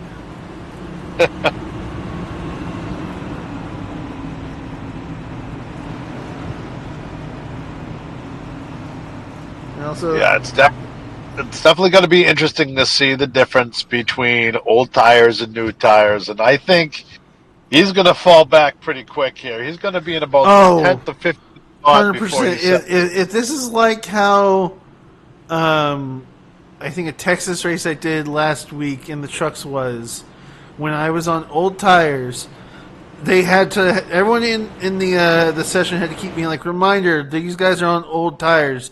Because we all knew the moment we restarted that anyone that was in the front with old tires was going to absolutely fall back. And this is in the trucks, mind you. Now, that's obviously different with the cup cars, but that was in the trucks where it was like, yeah, everyone watch out. These guys in the front basically have no grip. They're on old tires. They're probably going to fall back, so be mindful of them. Green, green, green. And this is a track where 2 tires will not help you. It's 4 or none. And let's see what happens. He obviously, right off the bat, we notice he doesn't even come close to getting a jump that we've seen all night by all the other drivers. And we got one car. Oh, that's probably Thomas Stanley. I think he just, I think Thomas just dipped to the outside as fast as he could. Whoa! We have a wrecking.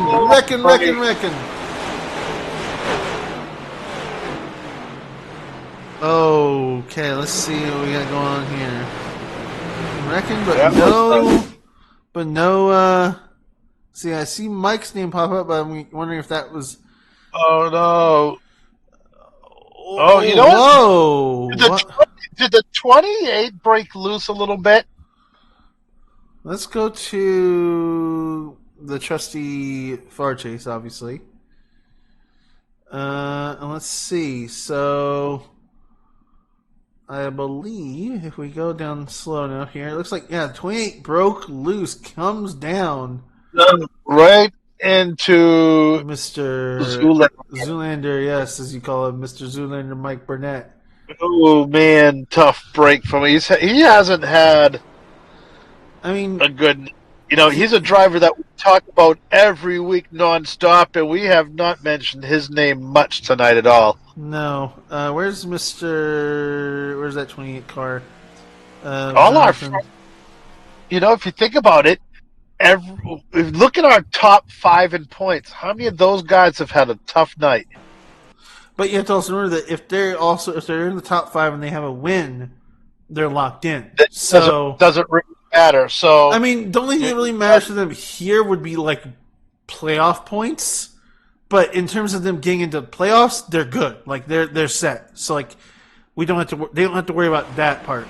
So it looks like Jonathan comes up, hits Justin Bell as well. There goes sideways and then just. yeah, Justin Bell had nowhere to go. But it looks like that might have been the only casualties in that. Yeah, that looks like that was. Yeah, no, that was the only. Only casualties there. Now, what I'm curious to see is if it felt like he got hit or if his car just broke loose. Because if it felt like he got hit, then that's going to be another netcode incident. Because it looked like he started turning before they made contact. You know, obviously, Jonathan Ledger, of course, as we figured there, as he came down into Mike, he did get the EOL there, the 28, which, like I said, that is to be expected, obviously, is, he did come down into Mike there, but you hate to see, obviously, Vince and Justin are both sitting in pits now. Paul is, is Paul even in the race anymore? Oh, Paul's not even in the race anymore. Interesting, okay. Not that I hold grudges, but when we were at Talladega on the ARC cars, the Mr. Mott penalized me for that same thing. Came down a little bit, and he blamed me for everything. Well, I think we can take this chance now to definitely talk to Vince now that we've got caution laps here. Yeah, let's talk to Vince. Let's get him up here then. All right, now we'll bring you up here, Vince. Now that we got some time since we're on caution laps again, I'm assuming you want to talk about the caution before where you got where you had the spin around and everything and all that with Paul. I mean, honestly, I was just kind of want to come up here to chill a little bit. Just climbed out of the car. I'm sitting with a minute plus left of required and 8 minutes of optional. When I texted that I wanted to come, when I texted when I wanted to come up, I was sitting at 9 minutes of required and 8 minutes of optional. So if that tells you how mad I am about it, then by all means you could take it as you will. Fair enough. Well, we'll be honest with you. We watched it a few times, and it looked like a little netcode kind of caused that wreck. So You guys got. They got pretty close as well, though. So. oh wait a minute. Oh no, I'm no, sorry. you're thinking I'm of. sorry. You're thinking of. I'm thinking of the wreck before that. Yeah, he got into you pretty bad there. There's. And oof. Yep. Yeah. That. Yeah, tell me about it. Yeah. I'm sitting here, I wanted this to be a good race. I was up front for a lot of a good chunk of whatever laps I've ran. How many laps am I down? Let me see how many laps I'm down. You're on lap 71 right now. So I'm not that far behind. But you're a couple. Well, they're on lap 78 right now. 8 laps. 79 so that's about 8 laps or so, I think. Yep, 8 laps down. But you know what, buddy? There's going to be a lot more crashes. So stick with it. You're going to get a few spots. That's the plan.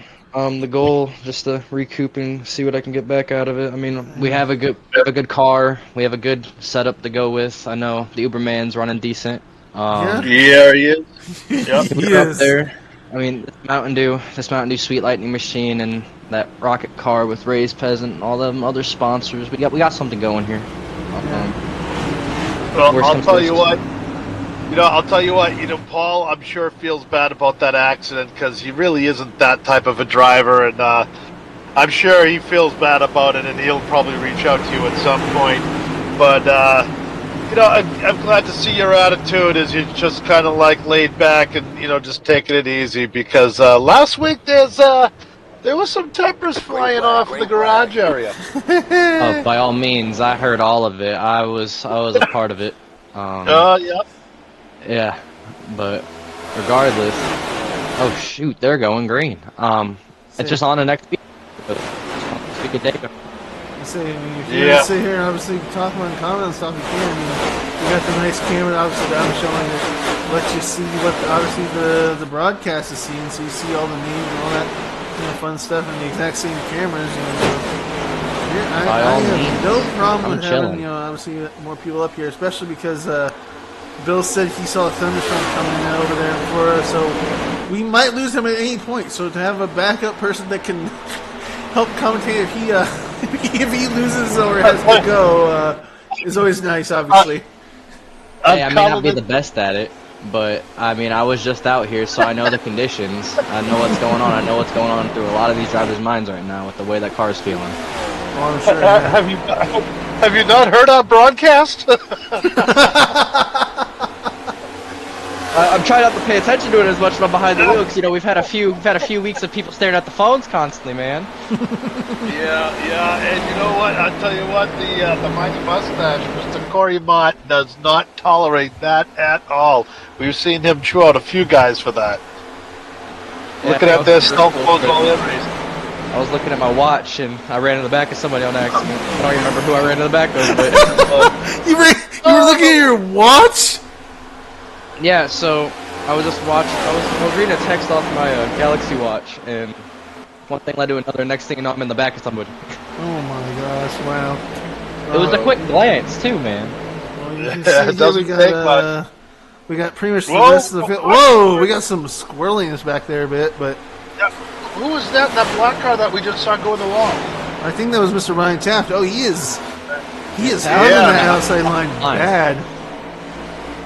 Yeah, Mr. Taft got way up high, getting that loose stuff, and just gave himself a stripe down the side of that car. We got Zander short right there. He's not too far behind Nick, and he's your buddy and your teammate. Obviously, there's Caleb. He's holding it down out there. He's been moving up and down the standings, but he is staying consistent regardless. So yeah, he's gotten back into it. I mean, a few down weeks with him, a little bit of emotions, a little bit of tempers flying around, but I mean, he's got a good mindset now. We kind of got him back, rallying the troops. I also heard he's using a good setup as well now, obviously, because we asked him last week. He kind of spilled the beans on the setup he's using, so I can kind of see why he's obviously turning it around. But hey, I mean, you gotta look at what you gotta find, man. Yeah, exactly. Gotta have the opportunity. And they're pretty much just kind of lined up here. I mean, we got Nick and Zander. Obviously, you can see on that battle box that I love showing because it just always shows everyone how close these guys are. Where Nick is only about a tenth ahead of Zander there. I mean, and Caleb's reeling them in too. I mean, if these four guys, these three, however many it is exactly that it'll be, but if these guys really line up and draft off each other, I feel like they could catch Zach. I mean, they absolutely can catch anyone here. I mean, as long as they work together a bit, even though they are obviously not teammates. I mean, you gotta sometimes do that if you want to catch that leader and pass him. So yeah, the problem here is the dirty air. The dirty air and the tire wear kind of get you both. Yeah. I mean, the track doesn't hold well. And everybody's sliding. Temperatures are high, so that just makes it feel like it's just ice skates out there, man. It's not the best. Plus, these guys are obviously all racing right now for stage points. I mean, another person, obviously, to go back to Caleb, I mean, he got at least 10th place in the stage points, but if things stay the way they are right now, he's looking at P4 stage points right now as we're starting lap 88 here. So, a lot of these guys, obviously, are some people that we don't talk about too much. I mean, we do talk about a lot of these guys, obviously, because we got, like, Zach, Nick, Zander, Caleb, Steven, Thomas, like a lot of these guys, obviously we talk about them week in and week out, but like still, some names that we don't talk about too much, like Tommy and Zach, they're up here in the top 10 as well as Mac and Ray. I mean, and Mac running a little bit of a Lego Racers paint scheme there, I believe I see. So Doesn't matter what the paint job looks like. He's running very well tonight. Oh, I know. I'm just saying. And one thing I want to point out, too, is of the Uberman. Look at how many positions he's improved. He's up 16 positions since the start of his race. So it's good to see the Uberman going, and he's going to be another car that looks like it's going to be there at the end. It's going to be pretty tough tonight. As we are about halfway through lap 89, they're coming to the stage here, and yeah, I'd say at this point, yeah, Caleb's got locked down fourth in the stage points, which is always nice to see. That's a good amount of points from there. Like you said, Vince, definitely a good turnaround for him as well, obviously. By all means. Yeah, this man. Every point matters. It doesn't matter if it's the beginning of the season or the end of the season. Every point matters. But so if he can get out and lead a lap tonight, that's going to be even another. This is going to be a great race for the Uberman, no matter what happens. Yeah, and as we freeze it right there, basically with the top 10, that was Zach Saunders, Nick Vasquez, Zander Short, Caleb Tipton, Thomas Wolfe, Stephen Carlisle, Tommy Carroll, Zach Johnson, Mac Fabney, and Ray Gill were the people that took stage points there. And also, if you notice, Corey is just shy of the stage points. I'm sure he's not happy about that. He's been locked out of the stage points twice. I think during stage one, I think it was actually Caleb that took the 10th place points from him, and now it's Ray Gill that took the 10th place points from him. So I'm sure Corey's not too happy about that. By all means, if I'm him, I'm regrouping. And I'm going for it at least in the final stage. Try to at least scrounge some points and try to make it not a good, but a decent points day for him. Because if we, you know what though, I gotta tell you something. It's gonna be a good day for Corey Mott no matter what, because the cars behind him in the points, one of them is out in the O2 car. And, a lot of those cars behind him have had bad nights. So one of them being you, Bent, of course. Yeah, to bring that up. Don't remind me. Yeah, I hate being up here, but I love being up here at the same time. It's all fun. As I'm showing the points there, so. Hey, just, look at where I am in the points. And, that'll make you feel good about yourself. I mean... Yeah, there's a lot. Also, on the flip side, though, a good thing for Caleb specifically is, there's a lot of these people that are obviously ahead of him in points. They're not in this race anymore. Obviously, bringing up. I think Chris is out. Paul has some heavy damage from the wreck that we had. I don't even know if Paul's even still in. I thought he was out. I'm not too sure. He did get with me in the private chat and apologized, which I do appreciate. When I can't click on him in my thing, that basically means that he's out. Because if I can click on his name and I can try and go to a camera that normally would show the car, and he's not popping up in the sim, that means that he's out. Yeah, so Paul left. That's another good thing for Caleb. So. Hey, you know what? I will say something about Paul. I called it. I knew he was going to reach out to you and, just kind of apologize because when we talked to him a few weeks ago, he's just a great guy. And he's a very competitive guy, but he's also a gentleman when it comes to racing. He gets NASCAR, old school NASCAR, because he grew up watching it in France with his father. So I think that's more I think that's pretty cool just on itself. Yeah. Yeah, it's something. Like, there's some guys that do race a bit more, like, not level-minded, and, like, they'll just go out and push the car to its absolute limit and just not much care or respect when they're pushing on your bumper or on your left rear quarter. But, I mean, go out and take some ownership on that, because, I mean, it's hard racing early on. Things happen, I can't be too upset about it, other than the fact of I have the headphone. Oh, But yeah. I'd rather be up here and drive a car that's at least, like, my wheel is about over 90 degrees and I can't even drive straight. Oh So gosh. Well, it feels like my car is corkscrewed, but it's all right. Uh, well, Well, one thing I'll tell you what. If something happens and you end up in the booth, I've got a tornado coming my way, and what I mean is I just got a text from my wife saying, it's vacation time, I better get home. So I'm going to be calling a few more times. By all means, go take your happy vacation. I think you deserve it after witnessing all this. It's good to get a breather, man. if he doesn't go over there and take his vacation, I think he's going to be getting he's going to get something thrown at him. Probably. He's gonna get a permanent vacation, if you know what I mean. A 3-lap penalty is going to be the best thing that happens to me next week. But she's Italian with 3 uncles. What can I do? I'm afraid. Bro's gonna have the Italian mafia after him. He's going to end up in an undisclosed ditch somewhere if you don't make her happy. Either a ditch or cinder blocks to the feet, man. But I got a T-shirt one time that said, "How you doing?" So I'm just not gonna go anywhere and do anything I'm not supposed to do. yeah. But one good thing also to comment here as well for you, Vince, is as you can see, Justin's back out. I mean, he's laps down, but Justin's at least back out now. So, Hey, whatever's going on for my guys, hopefully they can recoup. Like I said, I mean, I'm pulling for the Uberman here. I'm hoping that he at least gets a top 5. If he pulls out the W, I would so happy. The whole Uber Motorsports camp would rally around that and just take that and I gotta use that say, as fuel. interesting It start would- here. We have Papa Bon in the front for the restart. So that's Scary. I saw that, and look who's behind him is Mr. Leach.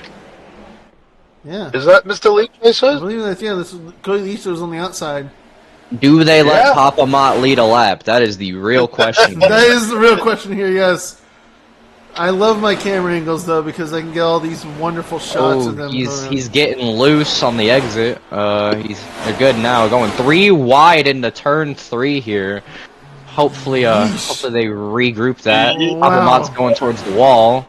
That was a good sequence of events. Leach, no, not today, Mr. Mott. Yes, Cody Leach back out front. Oh boy, man, she just looked out the windows. Austin, you got me in trouble, my wife. Damn it! Hey, you were the one that wanted to come up here. What do you mean? You asked Austin if made me. Austin made me. you said you wanted to come up in the booth tonight. What do you mean, Bill? Don't place the blame on me. I guess I went It from was on- an honorary starter going, Bill. for the booth.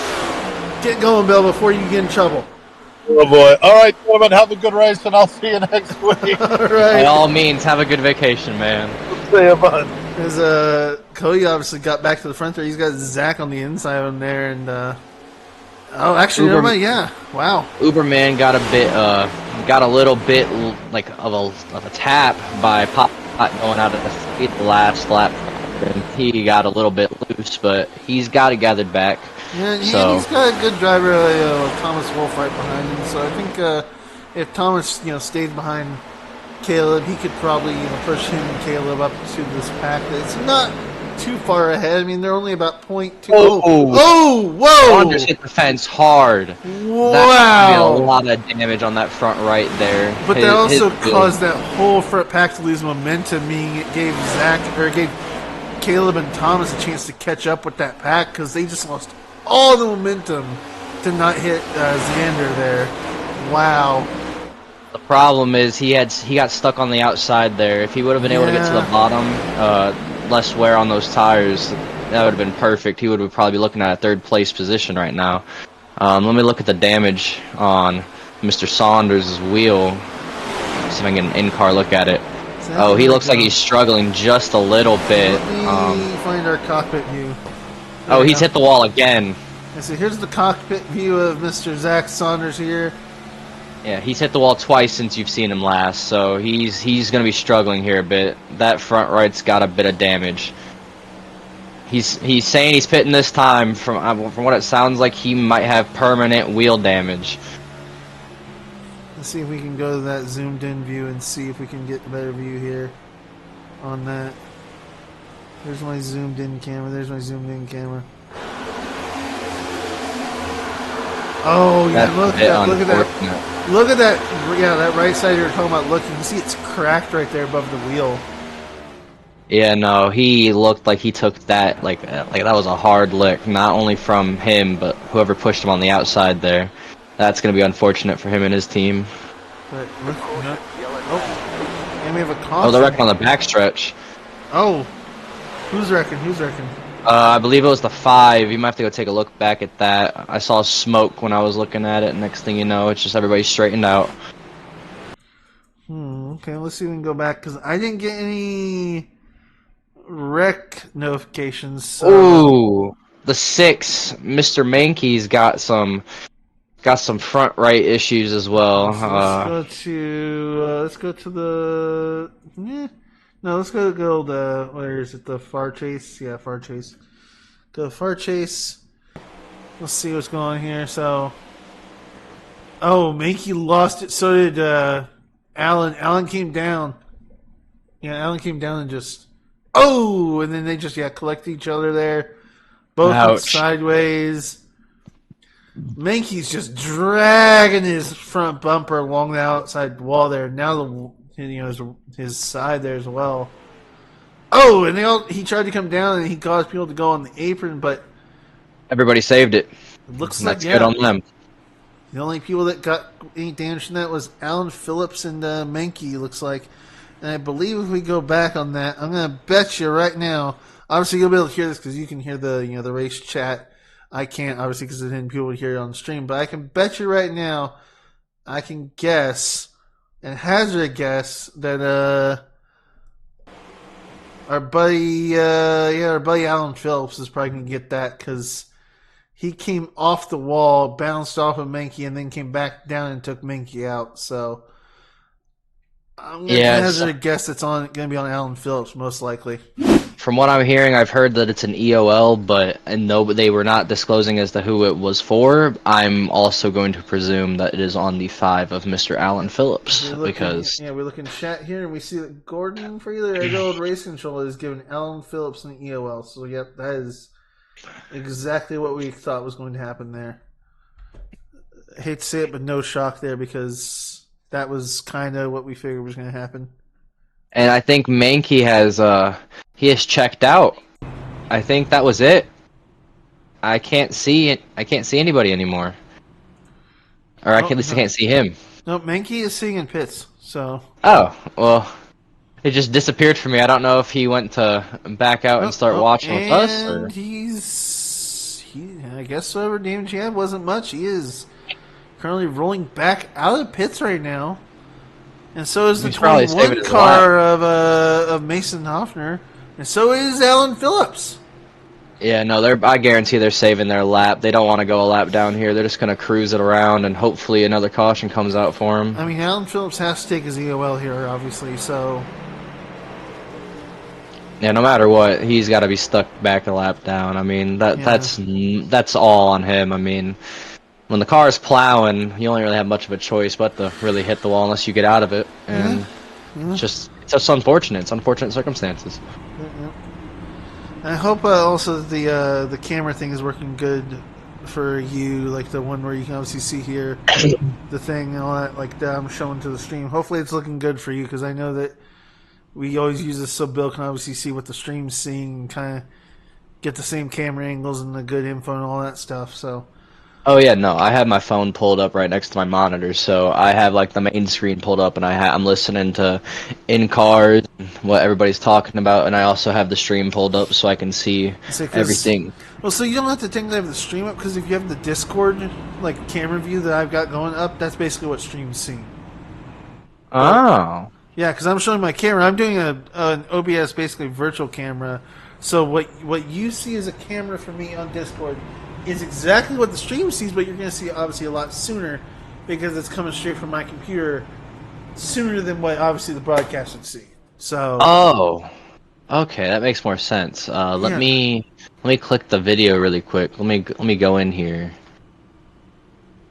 Let me full screen this. It is not letting me. There we go. All right, I can see it now. So yeah, this is basically what exactly the chat see or the stream sees, but you're obviously going to get to see it probably a lot sooner since this is exactly what OBS puts out essentially. So. Oh, that's nice. As you can see there, looks like Caleb's on the outside. Oh yeah, I mean he's looked like he's a bit more comfortable on the outside than the inside as of late. I know that early on he wanted to be on the inside, but I mean, you also got to kind of do what's best for the setup, and if the setup favors being on the outside, then that's where you got to kind of go, because if that's what's going to get you the best line, then with the setup, then that's what you do. So exactly. I mean, there's a fine line between pushing the limit and being a little bit too comfortable. Plus, again, like I said before, he's got a good driver in front of him. We all know that Thomas is a good driver. He doesn't race dirty. He races pretty clean. He kind of just races, obviously. So for Caleb to have someone like Thomas in front of him, I don't see that being too bad of a thing, really. I think Thomas will get a fine jump. I would hope. I mean, but I don't know Thomas to pull any like dirty stuff like that to where he would like hold back Caleb in any way with a restart here. So I don't see why he would either. I mean, he has no obligation to or any need in a sense. I mean, he knows he's got a fast car. He's up in the top 2 right now. Why would he need to lay back? Yeah, exactly. I mean, but it looks like we have a couple guys obviously trying to sneak around there. We got Caleb. I don't know what happened. Caleb just dipped back there for some reason. He just kind of. He didn't get a good restart from what it looked like. I mean, fair. he probably started in second and kept it in lower revs, so it kind of bogged. That's what these cars have been doing. The leaders have been starting like upper revs in first, to where they don't they don't spin the tire, but like they get a good jump. That's really what they've been doing, and then going straight to second. And something that we haven't talked about too much tonight, but he's all of a sudden made his way back up after getting wrecked out at one point. His Bill always called him Mr. Zoolander Mike Burnett there. He's moved his way back up here. So he was kind of. How many positions? Oh, he's only gained 1 since he started. I mean, it's not bad. Well, one from his starting position, but you have to also remember that he got wrecked out at one point. He got wrecked by Jonathan Ledger, the 28. He got spun out, and I haven't really seen him up here at the front for a while as a result of that. So I think he's had to kind of, snake his way back up to the front here. I mean, Grant, Mike is obviously one of the guys that got a win, so he has a playoff spot, so he doesn't really need points, but also points in these races are nice for everyone, even if they have a playoff spot, because it means that they get those extra playoff points. Oh yeah, so, every point's a necessity. It just means you don't have to obviously race too hard. You want to obviously race for the good points and for stage points and all that, but you don't have to try and push too hard for the front, because you've got to win. You're locked into the playoffs. You just want to get points. Yeah, I mean, I can see both aspects of it. But, like, you gotta look at it from, like, I mean, I know you race in the truck, so you know it from a driver's perspective. But like, if you know you have a good car and you're just trying to chill back and salvage some points, I mean, you got it 2 ways. You could either stay where he's at and have a good points day and just kind of go into the next week feeling a little more confident about yourself, or you could just find that fine line and just try to get another win, because those wins mean a lot. Oh god, now I gotta double check, because I keep seeing that Mike has a win, but I can't remember now. I might have actually said that thinking they got a win, but I might be thinking of trucks. Oh gosh, 1 second. You might have got it wrong. Hey, things happen. Nope, turns out I was thinking of trucks. Mike does not have a win. Oh no, it's because he's gotten close to winning multiple times, and then someone spins him out on like the last laps, or a caution comes out and it screws his like lead. So never mind. Mike does need to get to the front. He does not have a win. He's not locked in. So I was wrong. I was getting trucks and Cup mixed up there. You're fine, man. Things happen. Nobody's gonna scold you for being wrong up here in the booth. Mike's gotta get. I've seen some people for other like broadcasting stuff get scolded for being up in the booth and getting stuff wrong, but I know that you guys wouldn't. So, but things happen. We're human. Yeah, exactly. But this is a pretty nice, just straight line right now. I mean, I would expect these guys not to push too hard. Obviously, they're gonna push a bit, probably, but like we're on lap 113. We've gone through our 2 stages. Now it's just the home stretch, basically. So I expect a lot of these guys will probably just try and make passes when they feel like they could comfortably make them, but not like push too crazy hard, because it's just about waiting until that that final push. What do you think? Maybe around 20 or 30 laps to go, probably something like that, before these guys start really pushing extremely hard and getting aggressive with the driving, probably.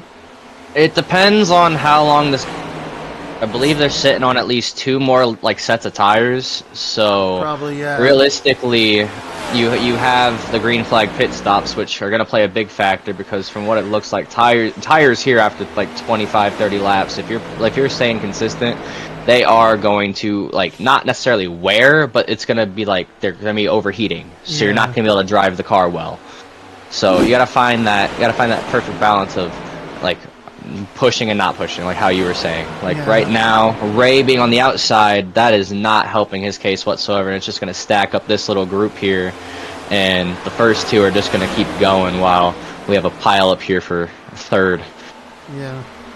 Which, I mean, as you see there, obviously you got Thomas, Wolfe, and Nick. They're 0.79 seconds ahead. Ooh, the Uberman got a slight tap there from Corey. I think Uberman got a little bit loose, and next thing you know, he just kind of got a little bit of assistance, but he's still good.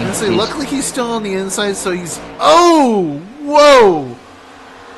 Mike and Ray had to run around there because Caleb came up a little on the outside there. Gave, I think Ray and Mike a bit of a scare or something there. Wow. Man, he knows he's got speed. We've talked about it. He's got the pace. He's just gotta know the limit. Know the limit. Yep. Find the temper. Don't get too heated. Just keep it cool and just run it from there. Yep. And don't overdrive it, because last week he was not doing so hot with that. We have let's go back here again to this little group. We got Caleb on the inside. We got, I believe that's Thomas Volano trying to make a pass on the outside there. He didn't, but he's gonna slot right in behind Caleb there. This is I'm just both scared and excited for next week, because next week is Dago week. Oh, I'm more than excited. Granted, super speedways have always been a crapshoot, but with the way we handled them, with the way Uber Motorsports handled them, at least at Daytona for the duels and the race, I mean, we had it close. I believe Caleb won one of the duels, did he not? Yeah, both him and Justin won the duels. Yeah. So we had that, and we had good pace during the race. So we got something for the super speedways. Just hopefully we can execute and go from there. Especially with all these guys, we don't know what they're bringing. And so it looked like Corey was trying to make a pass on Ray or Tommy, and he did make a pass on Tommy there, actually, just as we were talking there. And looks like Mike and Caleb are kind of battling a bit here.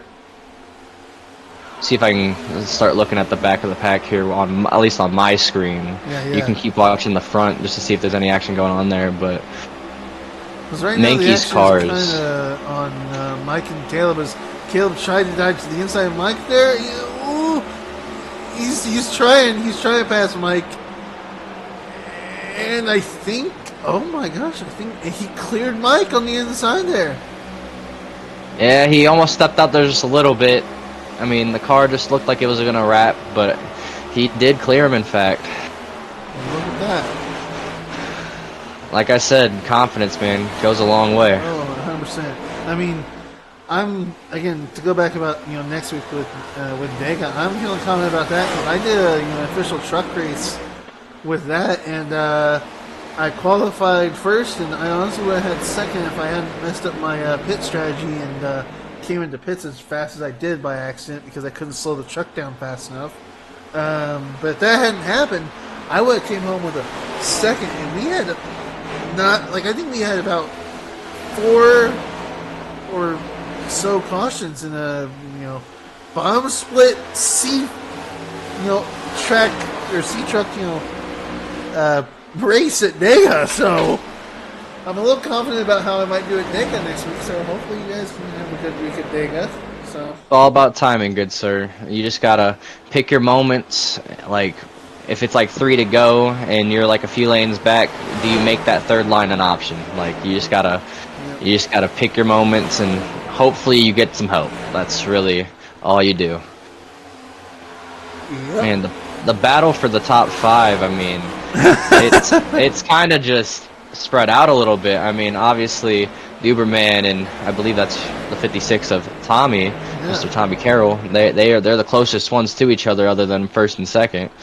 But everybody's kind of spread out. The tire battle is going to be a bit insane on when people go in for freshies and when they don't. Yeah. Because let me do this real quick. Where is that? Let me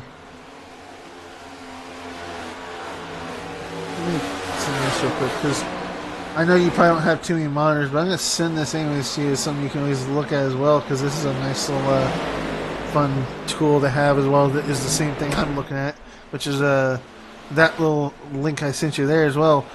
It can give you all the live timing. Obviously, you don't have to look at that if you don't have the monitors for it, but it is a nice that's cool. It is showing the live timing as well. It's the same thing I'm getting to look at. I get to use it a lot to kind of tell who's got close battles because it shows you their intervals and all that stuff. You can kind of see how close everyone is. It's where you see what lap they pitted on and everything. So yeah, it's a very helpful tool. Laps. So the fastest lap, from what I'm seeing here with what you've sent me, the fastest lap is being held by Mr. Ray Gill, 30.056. Man was cooking when he did that. Out of the top 5, the Uberman actually has the fastest lap out of the top 5 with a 30.097. Yeah, which, like I said, you can see their what lap they pitted on and everything too as well. So you can see that currently everyone in the top 10 minus I believe that's Mr. Cody Leach. Everyone else in the top 10 is pitted on lap 92, but Cody's on just ever so possibly maybe slightly newer tires. I don't know, but he has pitted a lot more recently than the rest of the field. Yeah, it's just going to come down to saving. I mean, you can see the track temps. The track temp is at 107 degrees. Yeah, let me pull up that weather thing to show them on the stream here. Yeah, 108 apparently, actually, it looks like. So yeah, those are going to be hurting after a longer period of time. By all means, they are not going to stay grippy for that much longer.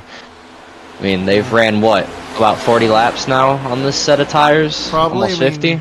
Because you can assume that everyone that's been on that pit on lap 92 most likely got new tires, so they've been going since lap 92 on these tires. Obviously, looks like these guys are coming up on lap traffic in the form of your buddy Justin, but he kind of hugged the outside there so as to not mess up their their line here. Yeah, he knows what he's doing. He's just trying to run his race. It obviously does make it interesting because it forces a lot of these guys to not be able to go on the outside of him. As Thomas is battling with Corey right now there, as you can see. They're kind of side by side. Let me see if I can get a fancy camera here or not. Let's go to, I believe that would be right front. Yeah, let's do that.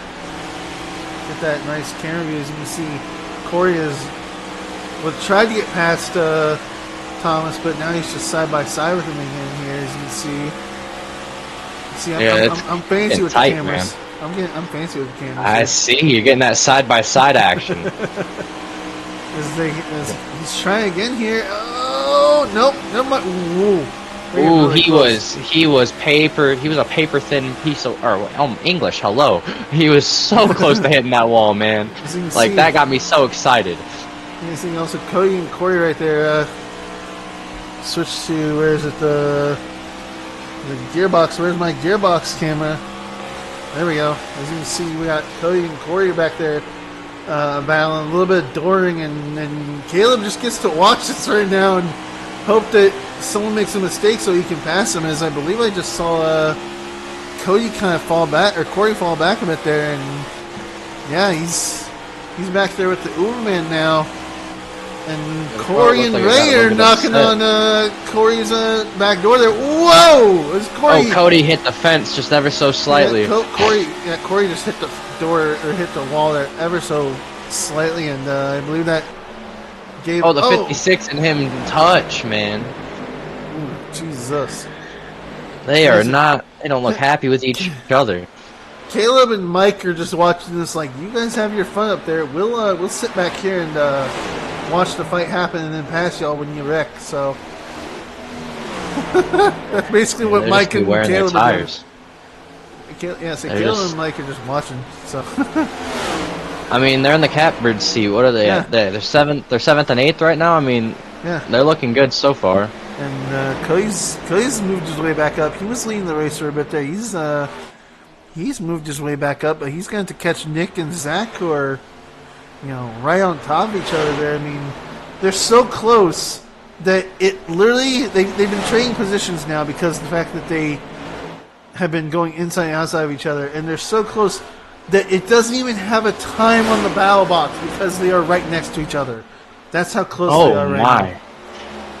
The next car that they're going to catch is the 28 of Jonathan Ledger. I don't know when they'll catch him. Probably be like maybe 5 laps time at this pace. They're under 2 seconds from Jonathan. Yellow flag's out. Flag. For what? I'm not sure. I'm trying to scroll back down and see if I can get I'm going to look back and see if I can find it myself. I don't see any smoke or anything. My event viewer is kind of far behind as well, so I got to kind of do a lot of scrolling to catch up here. I'll take a look in the back. I'll see what happened here. If I see any action, I'll call it out and let you know who. Oh! Was it Milano? Nah, I believe so. The 37 of Joe Wright just hooked him. See, I'm not seeing it right now, so I'm seeing it. He hooked. He hooked the 66, I think, actually, which is I believe that is Greg Gill. Oh, and he sent the 7 flying as well. Holy cow! The 7 lost his. Oh, never mind. I thought he lost his hood, but it's back on his car. Wow. From what it looks like on the in-car of Mr. Joe Wright here, he's kind of turning in the corner a bit, of course, and he didn't get out of the throttle soon enough, and the car's just plowing, and he just plows up right into the 66, and it's out of the 66's hands from there. Yeah, if we go and look at slow-mo here, yeah, he's just plowing, and it's just along for the ride. The 7 is a very unfortunate victim out of all that. I think somebody blew their motor from what I heard as well. Yeah, look, Steven is just, I mean, if we go back and look, Steven just, it was, if I can get it to go back to how I would like to. Man, Carlisle was having a decent race early on, too, just for this to happen to him. It's kind of unfortunate. Whoa. That was way too far back, actually. Yeah, it was way too far back. Okay, it was like right here, yeah. So then we see, as you can kind of see there, off to the side of it, right there, you can see that Joe clips Ray. Steven really had nowhere to go there, and he just clips Ray. Yeah, he's just long for the ride. Oh, whoa! And he kind of goes up on 2 wheels, and then he didn't even lift. You could see it. He was in the throttle, and he was committed no matter what there. I think again, unfortunate for him. I think I see that engine that blew because it looks like it. Well, no, maybe it wasn't on Steven. It just felt like it for a second there, but it sounded like it from how hard they hit. Yeah, let me see if I can go back and we can hear that then. Let me go back one more time and we'll see if we can hear that happen. If it wasn't Carlisle, then it might have been. Oh, wait. Did you hear that on the thing there? I don't know if you can hear the sound. You can see the smoke. Right there. It was right here because, like you said, if you look at the smoke. The dark smoke bellowed immediately right after his car just kind of went facing forward. So it's right about, I think, right here. You can see. Yep, that dark smoke. That's his engine right there. They're right there in that middle window on the. And for everyone obviously watching, that little dark smoke, like Vince said there in the middle, that is the telltale sign of a blown motor. And that your race is most likely over. Yep. Because again, in here, we don't have fast repairs. Or Vince would probably not be sitting up here in the booth with me right now. Yeah. I wouldn't have climbed out of my car and called it a done deal. So, interesting enough, we have Jim Mott, obviously, whose laps down, that is currently, leading the field around right now. But it is currently Zach Johnson, Cody Leach, Thomas Wolfe, Corey Mott, Mike Burnett, Caleb, and Caleb's just shy of the top 5 right now, but that doesn't mean he couldn't, get back up there. I think he'll be able to do it, so we have Tommy Carroll, Menke, Nestor. Oh, and also probably from that caution, that wreck, I'm going to bet you, yeah, Joe Wright got an EOL. That is not surprising because, like you said, he plowed into Ray Gill there, so... You want to know something funny, Austin? Even if I wanted to go back out and run laps, my engine's kaput from what I'm seeing here. Oh, did you let your car run? Did you let? No, I turned it off. I turned it off completely when I came up here. Okay. Huh. My oil temp's locked at 295, and it's done. This car is. Well, it could have been a winner. Could have been a top 5. Holy cow! Well, I've been calling all this race. I've noticed you had like a bunch of subs coming in, a bunch of bits.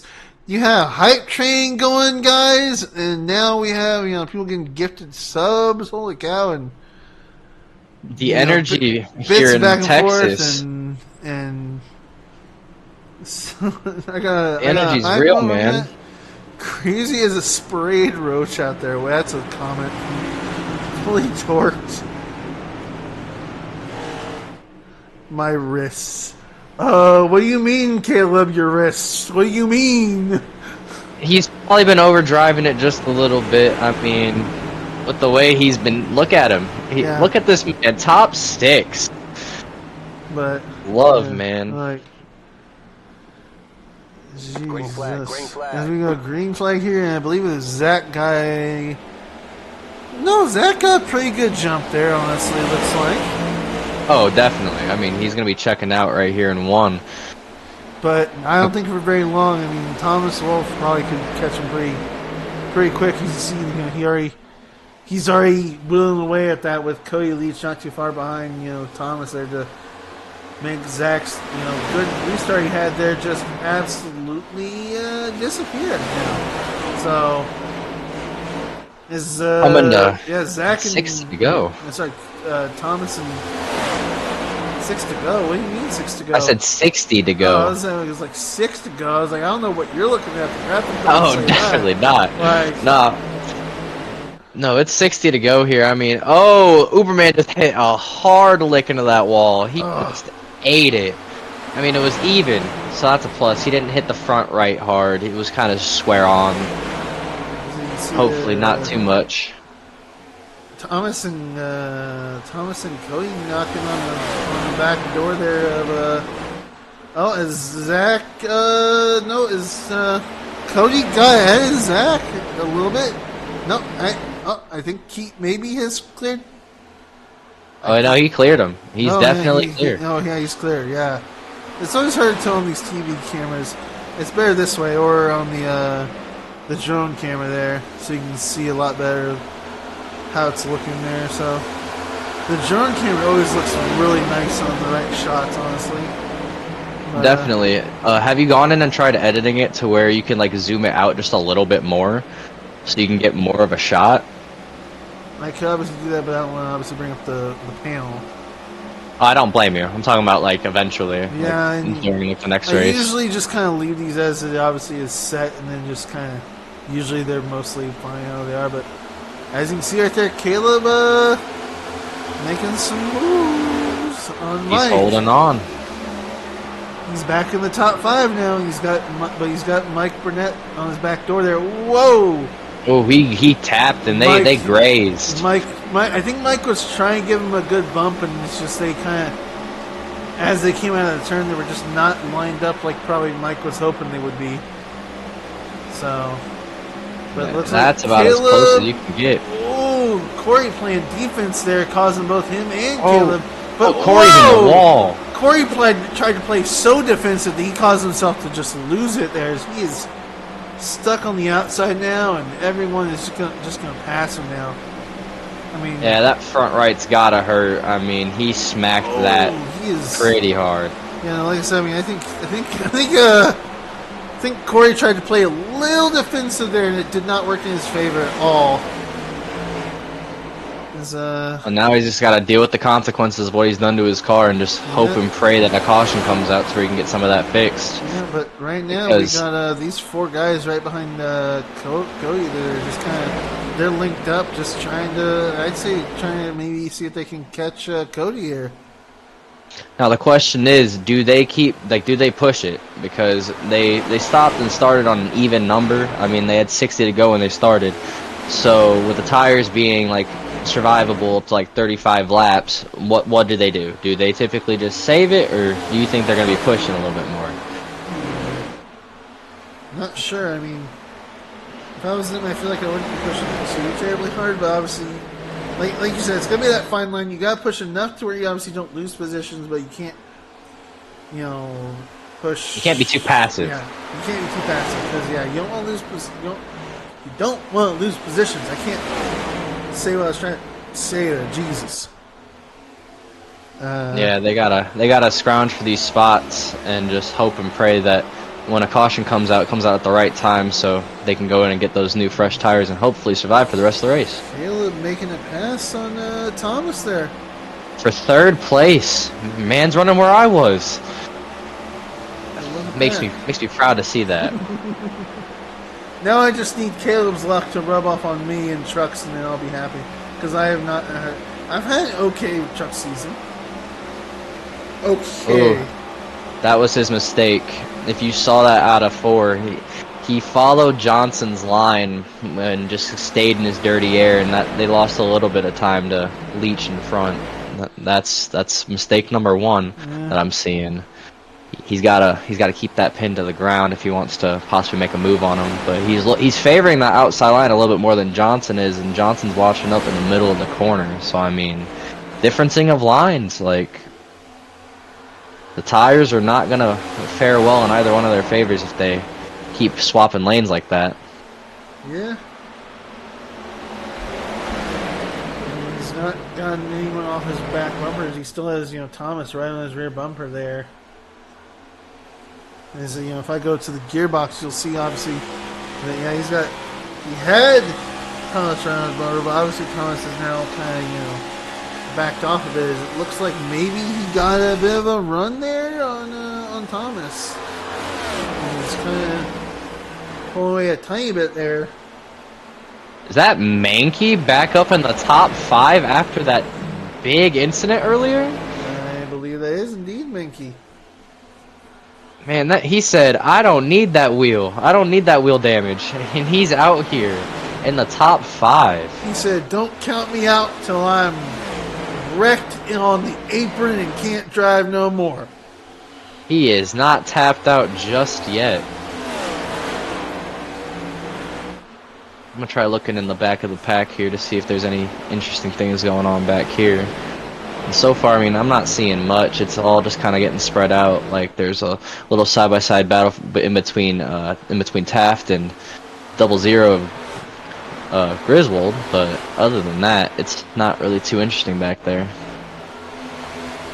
Everyone's kind of just single filed around. Obviously, Corey, like you said, Corey's facing the actions of the consequences. He hugged for the outside line to block Caleb, and he's reaping what he sowed, if you will. So, Oh, Zander almost just tagged the 32 going into 2.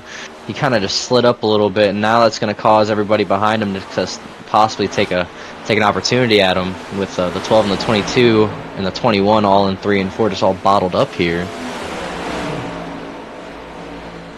so definitely not any straight line here right now with these guys. There's a 2 and 3 wide kind of bunch going on right there. Xander's going to try to hug the inside.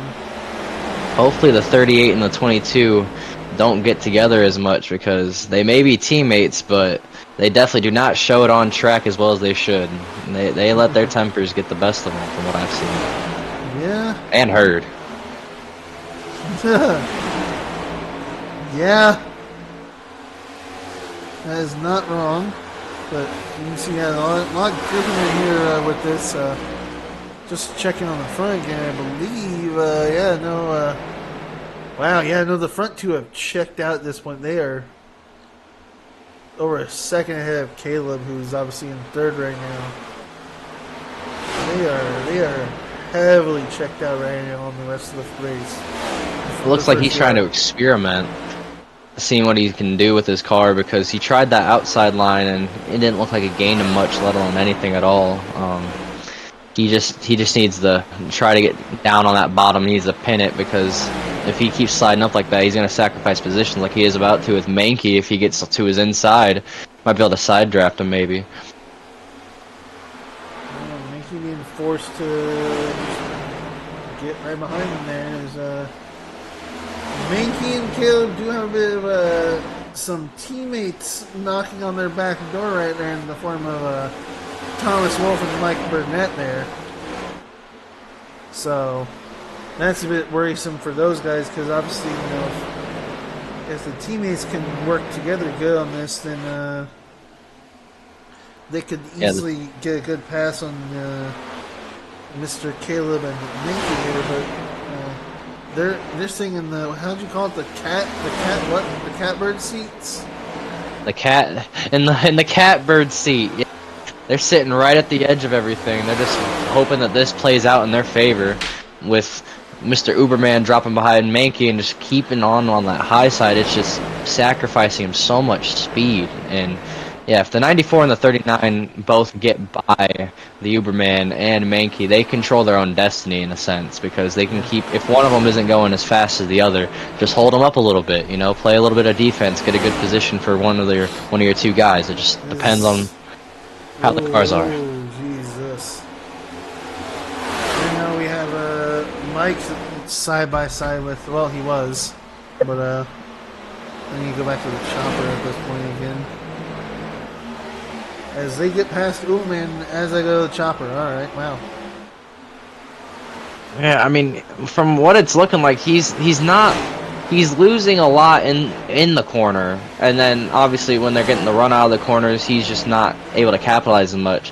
But that outside line, he's not really necessarily losing them completely. Like, it's weird. It's like he loses them because they're pinned to the bottom, but he kind of gets a little bit of an accordion effect of the draft and just kind of gets a little bit of a run on the backstretch. I did notice that when they were both in the truck race, and they were right in the officials in the trucks with the setup that I was using in Ryko, that basically it seemed like I could do kind of the same thing in the trucks, where I'd be able to kind of run the outside. I wouldn't completely lose them, but it was almost as someone was, like you said, taking that inside. As you exited the turn, it almost seemed like you had accordioned off them and could almost get past them or almost get a run on them right as you're all coming out of the turn. So I'm wondering if the same thing's happening there then. Well, I said that, and then he's just losing more time, and now the 38 of Zander Short is right on his inside. He needs to find something. He needs to get down low and just kind of play a little bit of defense here. He's kind of sacrificing too much too soon. We're at what, 38 to go here? Because we're on lap 162. Or sorry, we're about to come to finish lap 162 here. Is there about? Yeah, they're almost done with 162 here. Yeah, so yeah, green flag pit stops might play a little bit of a factor if these guys don't want to push it too much and kind of make a safe blanket for themselves with those tires. I don't know how many sets every other driver has here, but they at least should have one left, to my knowledge. So hopefully they gamble or they use it wisely, depending on whenever or if a caution comes out. But yeah, they gotta do something. I would hazard a bet that a lot of these guys are banking on a caution to come out here, if anything. By all means, because from what it looks like, let me see if I can get a look on the leaders. How are they looking? Yeah, Cody Leach, he has checked out a bit from Zach Johnson. There's a decent gap between the two. Wow. They're in their own different area codes. Like Cody, Zach, and they're just gone. They've passed Justin again, and Justin's just been ripping the outside, treating it like it's Darlington over here. But yeah, no, they're gone. The battle's for third. Yeah. Well, I mean, not really as well. I mean, because his teammates obviously in third and fourth of Thomas and Mike. So they're just trying to obviously hold 3 and 4 at this point. So I just saw Justin pop in and out for a second, but that was weird. Yeah, his internet might not be the best at the moment. I mean, he's probably just blinking a little bit. I mean, it's iRacing. It happens. True. But at least he's keeping it to the outside and getting out of the racing line for everybody. So, I mean, at least he's aware of it. So, yeah, it looks like right now it's just obviously up to Menke and Zander to see if they can maybe, link up and catch up to the teammates there in the Ooh, the Uberman just rode the wall on the outside. I think he's killed those right sides a bit too much. He just rode the fence. Like, that did not look pleasant. I didn't know if the stream caught it, but I definitely saw it myself. It might have been the background, if anything. I wasn't like, obviously focused on it, but I think he was in the background as that went down. So I wouldn't be surprised if it was caught like in the upper corner or something like that, if anything. So yeah, I mean, and to go back again to Zach and Cody, I mean, they're also putting lap cars in between. I mean, look, right now even Cody has a lap car in the form of, Jonathan Ledger in between him and Zach. So, I mean, right now Cody is just literally, like you said, they are just running away with this. And they've also got, like I said, the lap cars kind of blocking them, at least in terms of between Cody and Zach. It's just... It's going to have to come down to a caution for this to change anything, because right now it looks like those two are just holding their own in their own little world. Yeah, a caution would obviously shake things up for sure. So, by all means, because at that point, do you take 2? Like, does that question pop in your mind? I don't know if taking 2 would be viable. I mean, I don't know how the tire wear works with these cars here at this track. You probably obviously do, since you were just down there. But is it, from your perspective, obviously, of being someone that was down here, is it viable to go for 2, or is that just going to make it like way too hard for you to be able to hold on later on in the race? If a caution comes out, say with like 15 or like 10 to go, and things cool off a little bit and you decide to take 2, I can see it working out in a favor. It'd just be a big gamble, wouldn't it? Oh, it'd be. Well, I can tell you the track has cooled down, because it was 108 earlier when we last said about the track temp is down to 104. So it has dropped 4 degrees. So the track's slightly obviously cooling off. Not a lot, but it's going back down at least. So yeah, I bet the drivers, if they were able to hear that, they'd be at least a little bit appreciative of it. But regardless, the track it's not the best track in the world. I mean, we have a lot of better tracks on the schedule, but yeah, no, this is a true testament to kind of, not really tire wear, but just strategy. I mean, also to go on that, I mean, if anyone saw how the real life race went here this week, It was not the most interesting race. It was I heard it was kind of boring to a degree. The thing that confuses me a bit is when you see the drivers, there's like this little like black like seam or strip around 3 and 4 that you can see where Mr. Uberman's running, actually, ironically. Oh, Leach just hit the wall. But like what I was trying to say though, he barely tapped the wall ever so slightly. Scraped it. Gave it a little love tap. But where he was running, if any driver was running at least a car like width higher than that, they'd be hitting the bumps, the infamous tech bumps that they have with this next gen car, and you'd spin out. Or you can't run the car on the right rear too much, or the right rear would just deflate on you. So the fact that they're able to do it with these cars, same cars, but I mean, on a simulator, and it's different from the real life aspect of it. I mean, it's good in a sense because, yeah, no, the racing quality that they had at Texas over the weekend was not the best that I've seen it have ever. I mean, I heard people saying they were putting on the Masters to watch that because it was more interesting than the race. So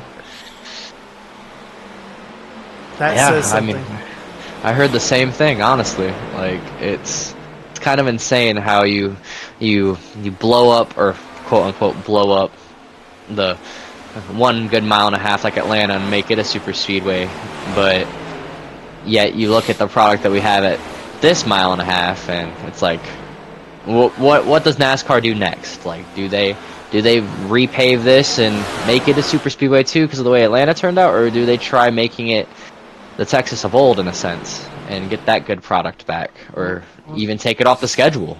Well, Cody is in a good place because he has a lap car in the form of Ryan Taft behind him, so he's got some slight, push from that, but also that means it's kind of making it hard for Zach. But at the moment, Zach has Thomas who's catching up on him, which that could be in Zach's favor if, Thomas helps push Zach up there, but I'm not sure if that will happen. I feel like, at this point, Thomas is just going to see if he can't get around Zach, if anything. I mean,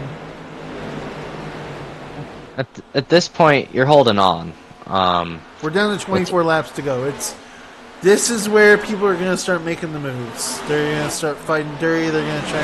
Well, obviously not dirty enough to cause IC, but elbows out. They're not going to hold back now. The gloves are coming off. Stuff's going to start happening, basically. So yeah, people are going to be using a bit more fender than what they were going to be doing early on. Hopefully not as. I'm honestly surprised a lot of these guys have not pitted. A lot of these guys pitted back on lap 136. I mean, I would have thought a lot of these guys would have wanted to pit by now, because, you'd think by now, with it being 23 to go, that the play would be get new tires, because you're going to be able to be a lot better than a lot of these guys, and obviously have better control over your car as well. But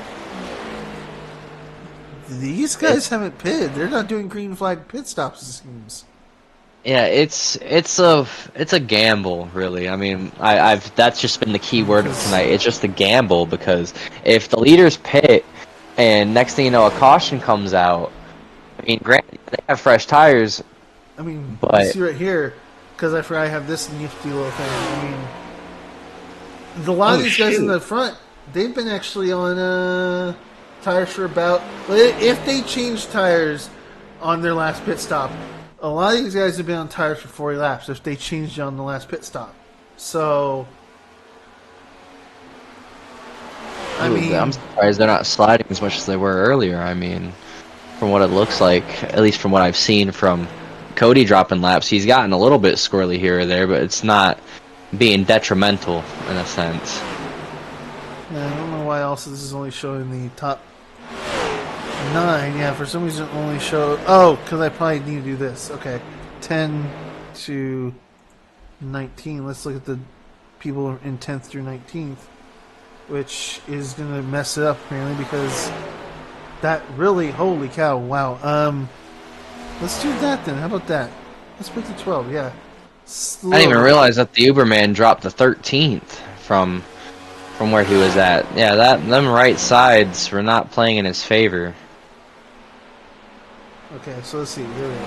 So, yeah, no, everyone's pretty much been on the same pit strategy, obviously, as we saw there. A couple guys, obviously, they're farther back. You know, they're on different pit strategy because they're lapped and all that stuff. But,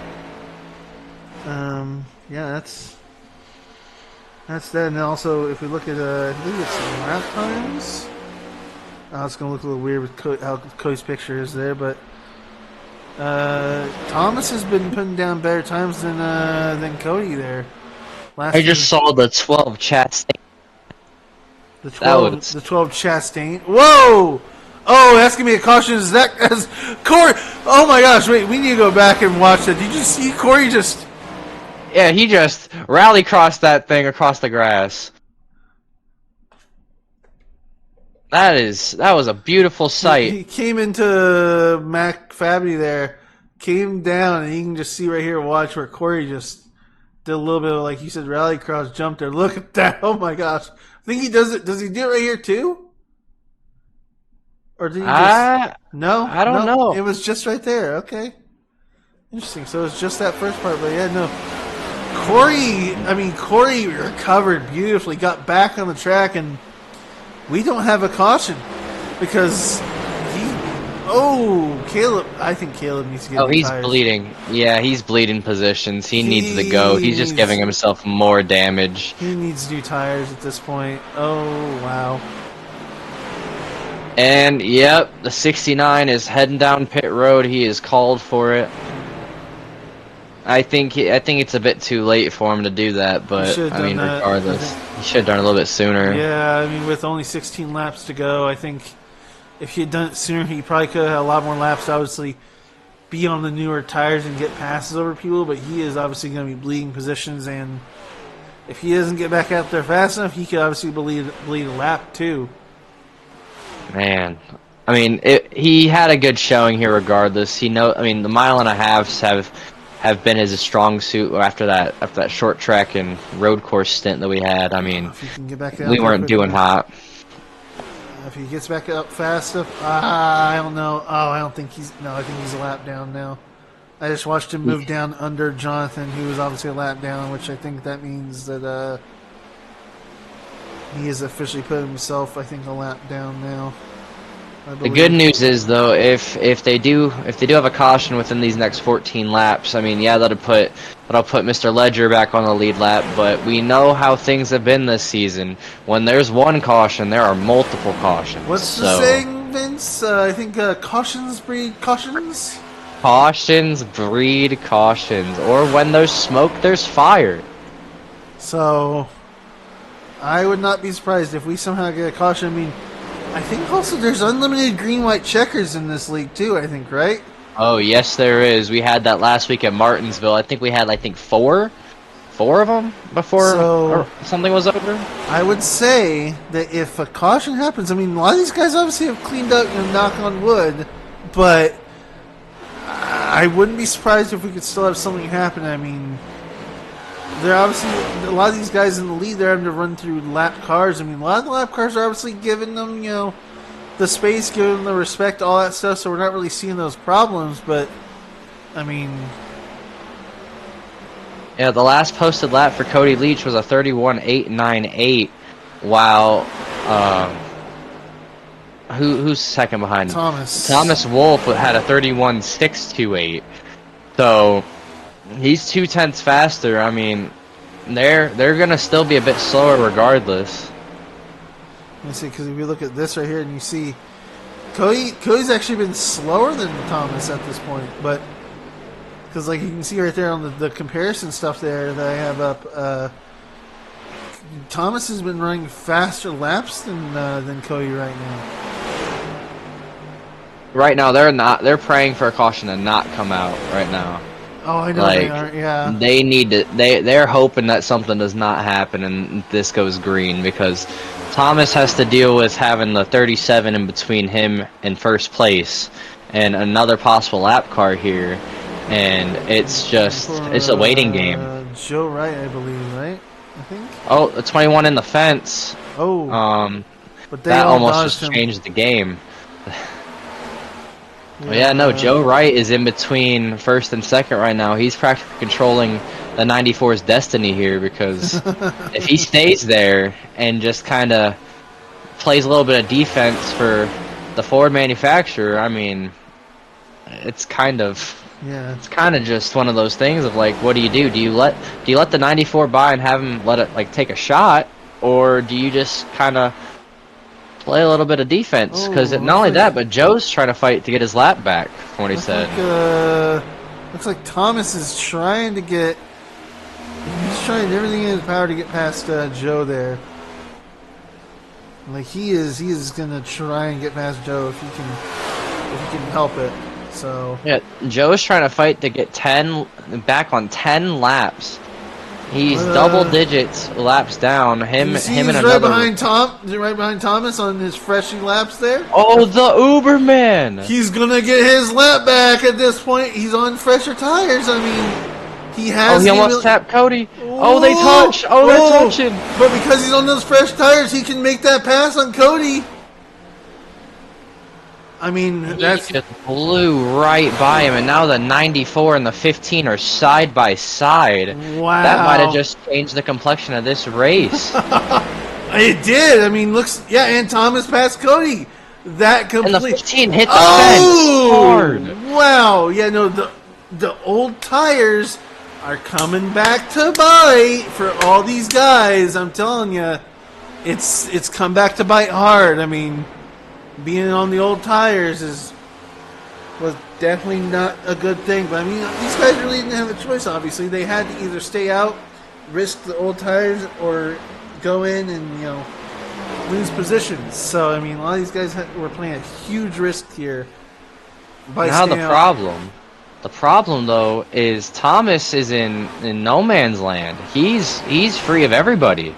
Yeah. So as of right now, I think this might be his if Cody can't gather everything up. I mean, there's no realistic way that he can gather things up in 5 laps and just start putting heaters down on these tires. No, because I mean, again, if we go back to pit strategy here, and I show the pit strategy, obviously, and we start with row 1, and we go back to obviously the front here. If he'll save it, yeah, they're all on the same amount of tires, because obviously we can guarantee that they all probably got tires on lap 136. Like, it's without a doubt. So these guys are on 60 lap old tires. I think they've overstayed the welcome on these tires, and dare I say I'm a little kind of shocked that we haven't had people spinning out. I mean, I guess it just shows a testament to how good these guys are with the cars. If they can go on that old of tires, and it's not affecting too much. I mean, yeah, Cody hit the wall, but I mean, otherwise these guys have been running fine the rest of the night after they've been on these, severely over old tires, I would say. Yeah, there's certain drivers hitting the wall, and it's not sounding good for any of them. Like Sam Bennett, the 47 just hit the wall, and it sounds like he's got like some damage of some sort. It sounds wobbly on the in car. Oh yeah, no, he's plowing up in the corner. He's hitting the fence hard. He's lucky he didn't hit anyone there. Wow, that was. Looks like at this point, 3 to go. At this point, it looks like Mike. And he's trying to stay out, even with the damage. That might. I don't know if that would warrant a caution or not. That's an unsafe car on track. Like, he's just riding the fence. He might bring out his own caution if he keeps wanting to wreck in the fence constantly. I think we're down to 2 laps to go. So, just obviously remember, once it hits that white flag, we can't have a caution obviously at that point, and it's up to the mercy of what happens at that point. Once you get that white flag, so.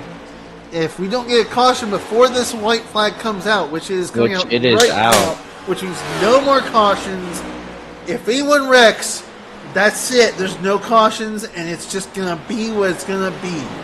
And I dare say that at this point, I think it's going to be, I mean, pretty much with a 4-second almost 5 seconds gap on Zach Johnson. I think our winner is going to be Thomas Wolfe because I mean I'm looking at my timing sheet and yeah, Zach had moved up over Cody and had a 5-second gap behind Thomas Wolfe here. Who, as you can see up there, yeah, I mean the times obviously just came in there. Yeah, Thomas. Man, good for him, man. Thomas Wolfe. Him and Cody seemed like they were gonna have a good battle, but the lap Uberman came out and kind of said, no. yeah, him and Cody said, not today. Not today, Cody. But no, that's a good showing for those guys. They that's a true testament for the tire wear. Where did the Uberman finish? He finished 15th. 5th. Oh, that's got to be a gut punch to him, man. But that's a gut punch to me. The upside. Remember this: he did get points in both stages. He did. He did indeed. 10th place in first stage, and I believe it was 4th in the second stage. So pretty points, man. He got some pretty amount of points there, I'd say. Even though he obviously finished 15th, he still got those stage points, and that is still a good thing, obviously, because that's bonus points there, regardless. So, but we do have obviously the results here, where we have obviously Thomas Wolfe that got first place, followed by Zach Johnson and Cody Leach, who he was going to be second. We thought he was going to win, and I guess Zach just got a pass on him at some point there, and you know, the rest is history with Zander Short taking 4th, Stephen Menke taking 5th, and that's, you know, your top 5 there. Then Mike Burnett, Nick Vasquez, Ben Lawson, Tommy Carroll Jr., and Charles Atwood finishing out the top 10 there. Man, that is the first race that no Uber Motorsports driver is sniffing the top 10 at all. Like 15th, I mean, that's still good. I mean, for what it is. I mean, he had a good car, but man, that's the first race I haven't even finished. Yeah. That's unfortunate. Thomas! Oh, he threw it in there. You go celebrate, man. Thomas just ghosted through some cars there. Oh my gosh. And then, yeah, the 11th finishing Garth Griswold and Nathaniel Campbell, Corey Mott, Thomas Stanley, and obviously Thomas Stanley being the last one on the lead lap. Then we have Caleb, you know, who obviously got 15th there with 1 lap down. Dave Nestor, then Mac Fabney, then Zach Saunders. He finished 3 laps down. And if we go ahead and go to the next page, I believe. We have Jonathan Ledger, who finished 3 laps down. Jim Mott, Pop Mott, Mason Hoffner, Sam Bennett, Joe Wright, Justin Bell with 24th being 11 laps down. Just, that damage, I guess, earlier obviously killed him pretty bad. Yeah. Gill, Ryan, Allen, Steven. Oh, that put me, 31st? Oh. Thomas Milano, Paul, you, Chris, and then Adam, and then I don't even know if Cameron even started the race. Really. That's painful, man. I feel bad. I feel bad for Justin as well, man. I mean, he got hit right off the rip. Not even 5 laps in, and well, not even really clipped. Papa Mott kind of took a soul and just said his soul was his, and just called it quits on that. But man. I'm going to bring up Cody Leach, our P3 finisher here. Let me go ahead and get him up here in the booth. There's the man, Cody Leach. It's the boys up in the booth. You hear us? Hey, how's it going? Hey, I gotta say, man, you were doing great tonight. I mean, oh my gosh, Thank you. I thought you were gonna pull off a win there. I gotta admit, honestly, but yeah, I appreciate it. I mean, hey, we're running. What all good. happened there at the end? I mean, you kind of had some lap cars that you and Thomas came up on, and I think it's just you hit the wall and. Yeah, Was I that mean, really I was history? burnt up by then. Thomas had a way fast. I mean, he just did a better job saving, which is normally not the case for me. I'm normally the one saving all the tire, but so the lap car between us was Joe. The crew chiefs were talking. They had him sit behind me because they knew Thomas couldn't pass high. So the plan was to just follow me bottom and kind of if he Yeah. was going to make the pass, he would have to do it high, but it would have been impossible with Joe having pretty much freshies. And um, Caleb ruined the party. But hey, like I said, it's racing. I love it. I mean, I don't think I deserve that win from how I burnt my tires up, which is nobody's fault but my own. I mean, So the set was amazing, though. I believe all of you guys were on 60 lap old tires. Am I correct on that? Correct. Yeah, I just ran them too hard, a little bit too hard when. I mean, there was a point in time at the beginning. I was saving pretty much all through 1 and 2 the whole time. Every single run I was on brakes, saving. And I don't know if you noticed, like Zach was behind me and he would catch me in 1 and 2. We were just talking about that. He'd catch me in 1 and 2, and then I'd pull from in 3 and 4. And I think I just did a little too much in 3 and 4, which was my demise. So, but Thomas had ran a great race, perfect for him. Hell of a win, hell of a race for him. Proud of him.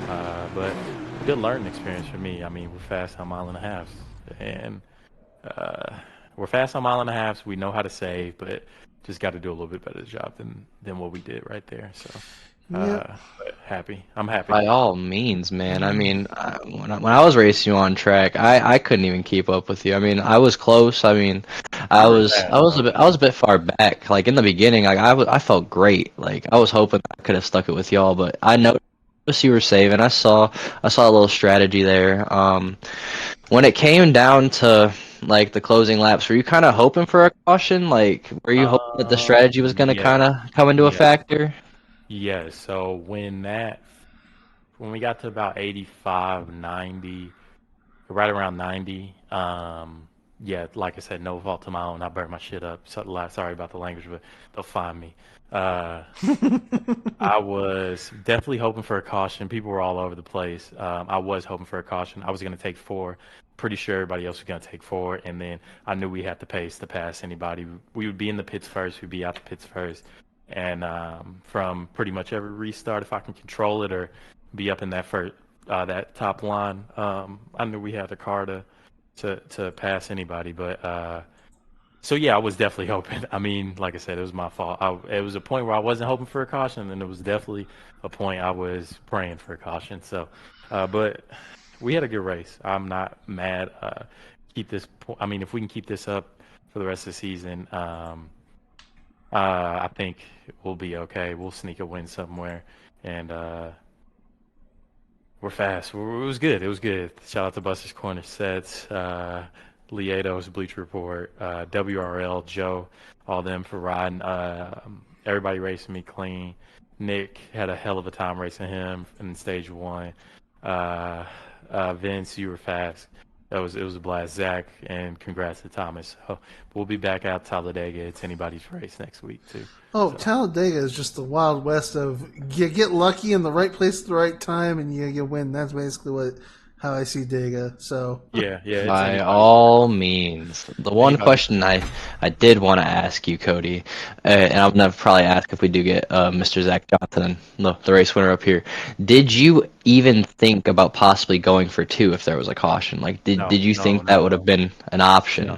No, not at all. It wouldn't have been an option for this. And I honestly don't think. I bet you can ask all 3 of us. Like, I don't think it was. Nobody was gonna take 2, and they're a madman if they were. Because I mean, say a caution comes out with what? Let's just say a number 7 to go. Your door is blown off after. You might have the track position. You might gain a couple spots. It might be beneficial. I mean, but you're if you're in sliding like back hard, 7th or basically. 8th, yeah, it's beneficial. But for me up front and like Thomas or Zach or I didn't even know where Zander came from. He had a, yeah, no, 2 wouldn't have worked at that point. We were too deep in the run for 2 to work out. And then honestly, I wouldn't if it was halfway through. We had 40 laps or 30 laps to go. I probably still wouldn't have took 2. It just wouldn't have been a good deal. So, but Alrighty, it's good to know the mindset. yeah. Maybe Thomas or Zach would have took 2. Who knows? But I want to say they wouldn't have. Oh, I was honestly hoping for an overtime because that would have shown if anybody would have taken 2. Because like honestly, I'm kind of a preacher when it comes to that because I like seeing chances be taken. I like the Oh yeah, gamble. yeah. I mean, So So one of definitely my would have made official wins things. here. Sorry. No, yeah, Uh, you're right. It would have made things crazy. One of my yeah. official wins here.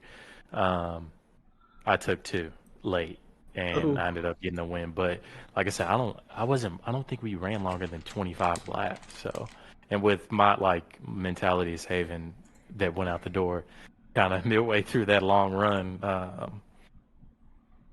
I don't know. I think you just can't take two. But any other, if we had a caution at let's say 150 and another one at 90, I probably would have took two. Yeah, I probably would have took two. It just obviously definitely showed with that whole tire choice because obviously you had Caleb that was near you and also Joe. Both of them were on newer tires and they could keep up with you guys easily because they were on those newer tires. So it would have Yeah, definitely made things interesting if you had all gotten a chance to go in for tires. I think so. yeah.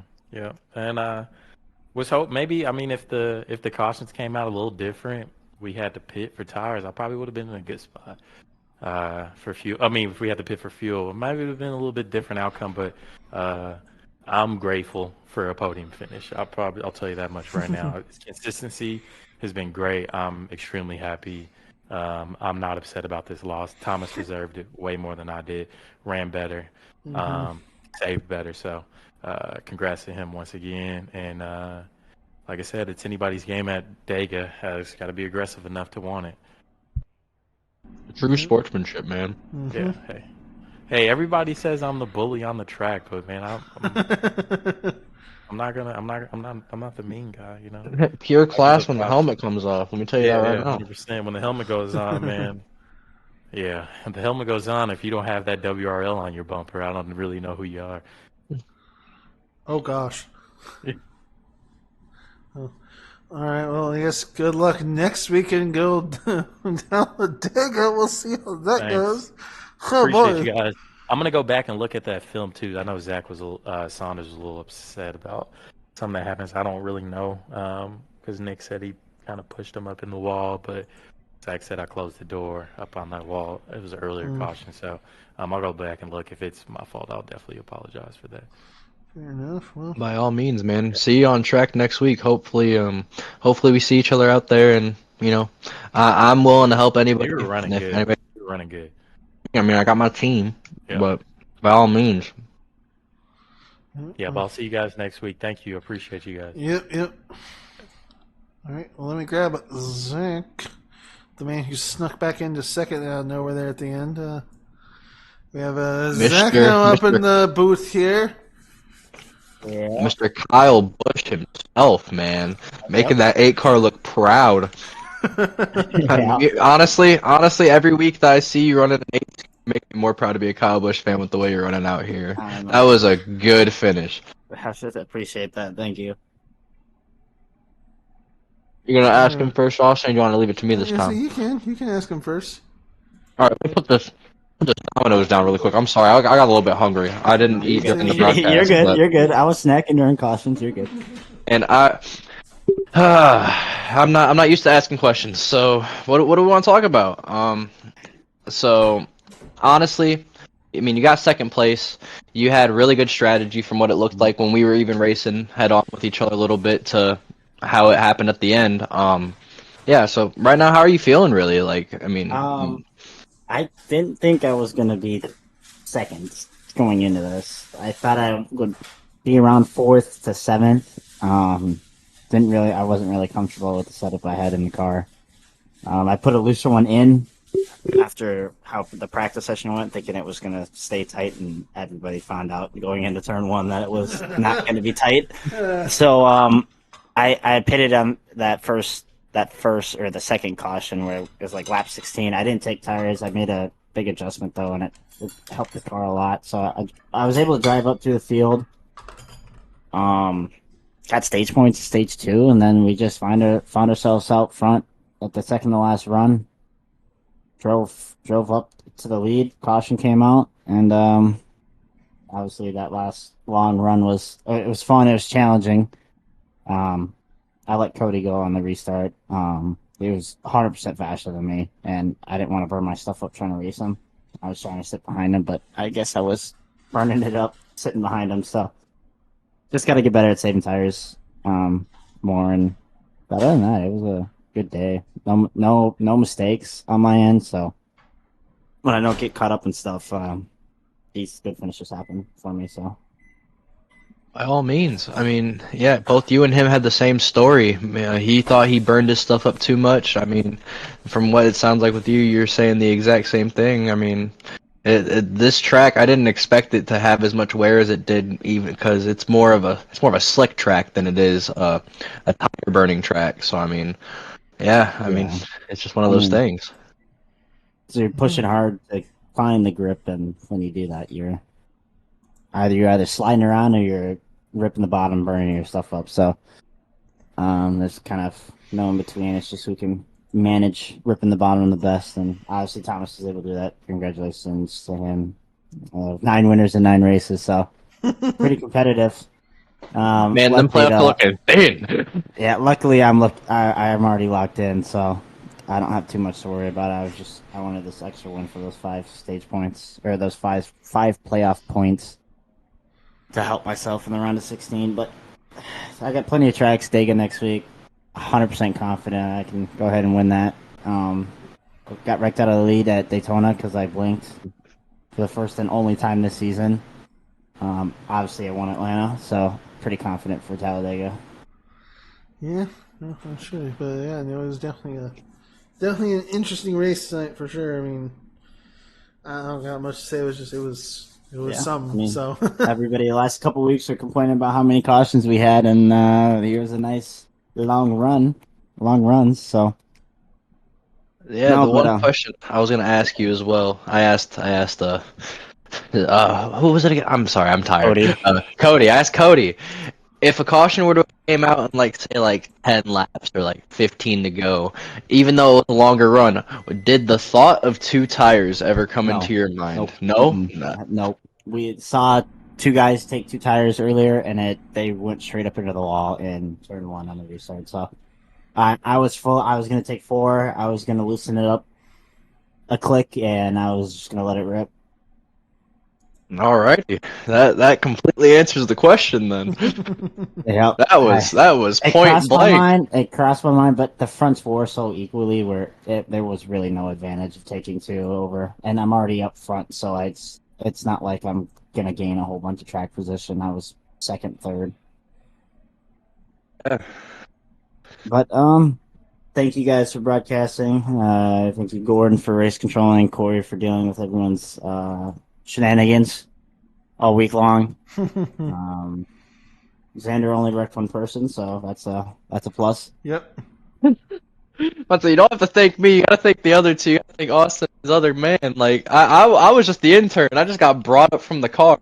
Yeah, I saw you die on the backstretch, and I was like, oh no. It was so painful, man. Like You started. I drove by and you started sliding up a little bit. I'm like, oh no, stay down there, and I was on the wall, so I wasn't too worried.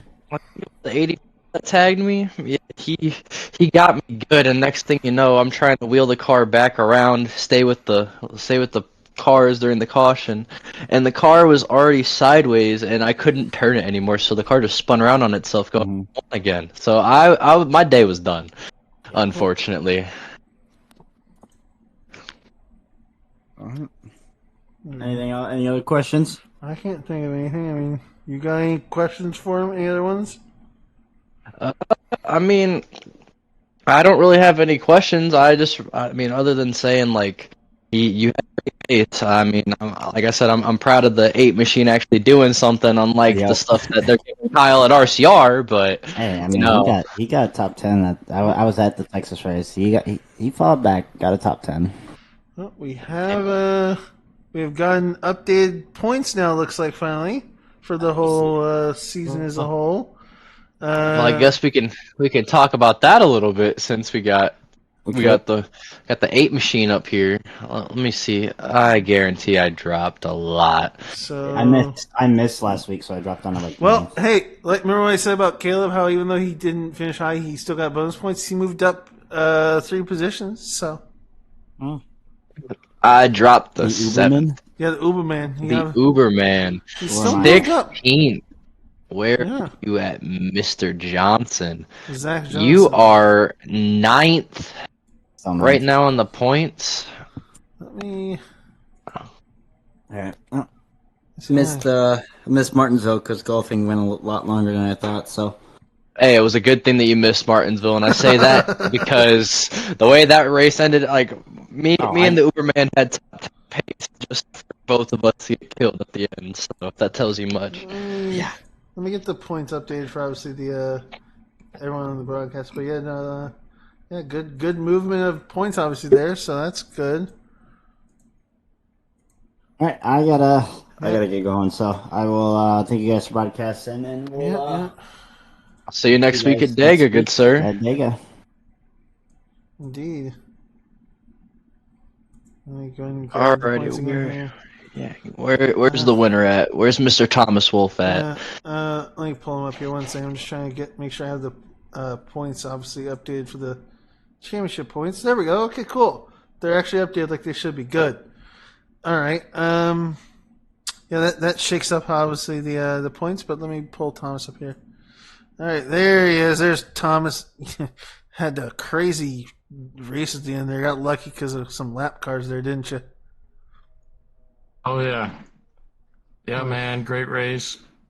Finally put some respect on my name.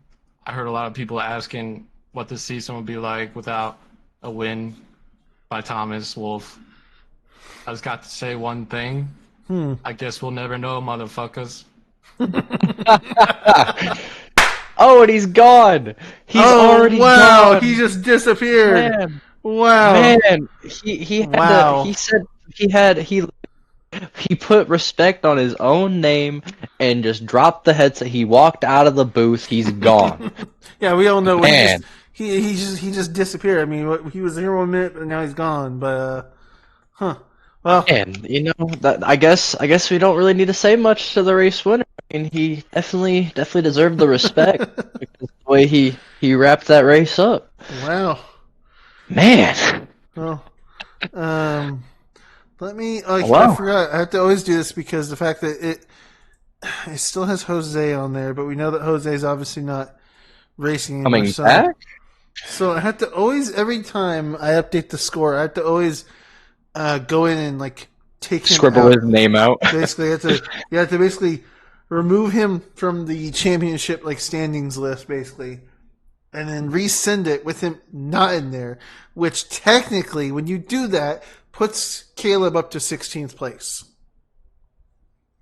So, Adam obviously because he had a bad race, he moved down like from second in points to fifth. You're still 7th. So It's only top 10 points. I mean, one bad finish. I've had other decent finishes, and I've gotten points. I believe in every race I've been in. So I'm still scraping at the bottom of the barrel. Hopefully, break through and get that win, man. you're still I'm up there. hoping. So, but yeah, next week is Dega for Chucks and Cup, Rust. and then I believe let's see. Let me take off the championship thing here because I can see on my. See the schedule.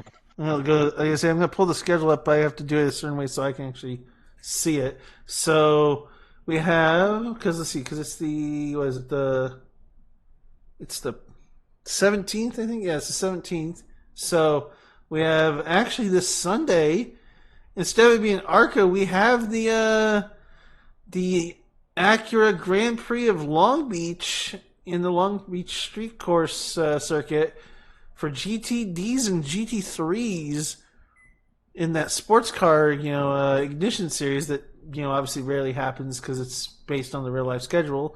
So we have that this Sunday. So no ARCA. That instead, it's an hour-long endurance race. And then on Tuesday, we have the Long Beach IndyCar race for 85 laps. Man, so we got a packed week coming up for us. I mean, that's got to be something. Does the trucks not? Oh wait, are the trucks? Yeah, no, trucks are still racing Monday from what it looks like. Let me look at it. Why is the community calendar? Oh wait, Am I looking at the wrong date? No. Oh, Split 2, 2024 Split 2, from what it says, the Oh! April 29th. So, did he... Is it not on the day I thought of? Let me look and I see. don't know. Let me I'm look looking at... at the truck series. So, 29th. Oh, do we have... I thought Corey said next week was whenever...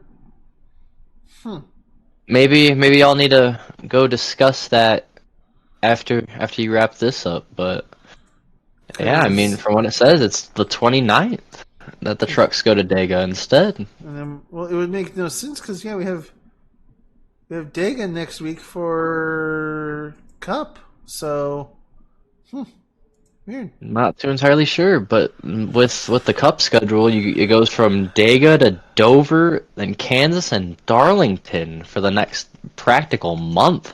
Yeah, so we That got is Dega, Dover, Kansas, Darlington, then North Wilkesboro for the All-Star race and the All-Star Open. Yeah, I gotta race my way into I have to race through the Open because I don't have a win and I'm not a champion. So, that does mean that all these people who have won so far are going to obviously get it. Now, the only thing is obviously one of those winners was Jose, who's not here anymore, obviously. So That opens up a seat. that opens up a seat indeed. But yeah, no, the schedule, yeah. Dega, Dover, Kansas, Darlington, North Wilkesboro, then Charlotte, then Gateway, then Sonoma, then Iowa, New Hampshire, Nashville, Chicago. Oh, the Chicago Street Course. That's Gonna be chaos. and then the Brickyard, Gold Brickyard, obviously after Pocono. The home track comes back to play. I am It's a so home track stoked for for me that. too, my guy. Where in Indiana do you stay, good sir? Oh, I mean, technically Indianapolis, because of where I am at location-wise, but more like south of it. So My grandparents live south of well, Indy, actually, ironically. I'll go ahead and one second. Let me just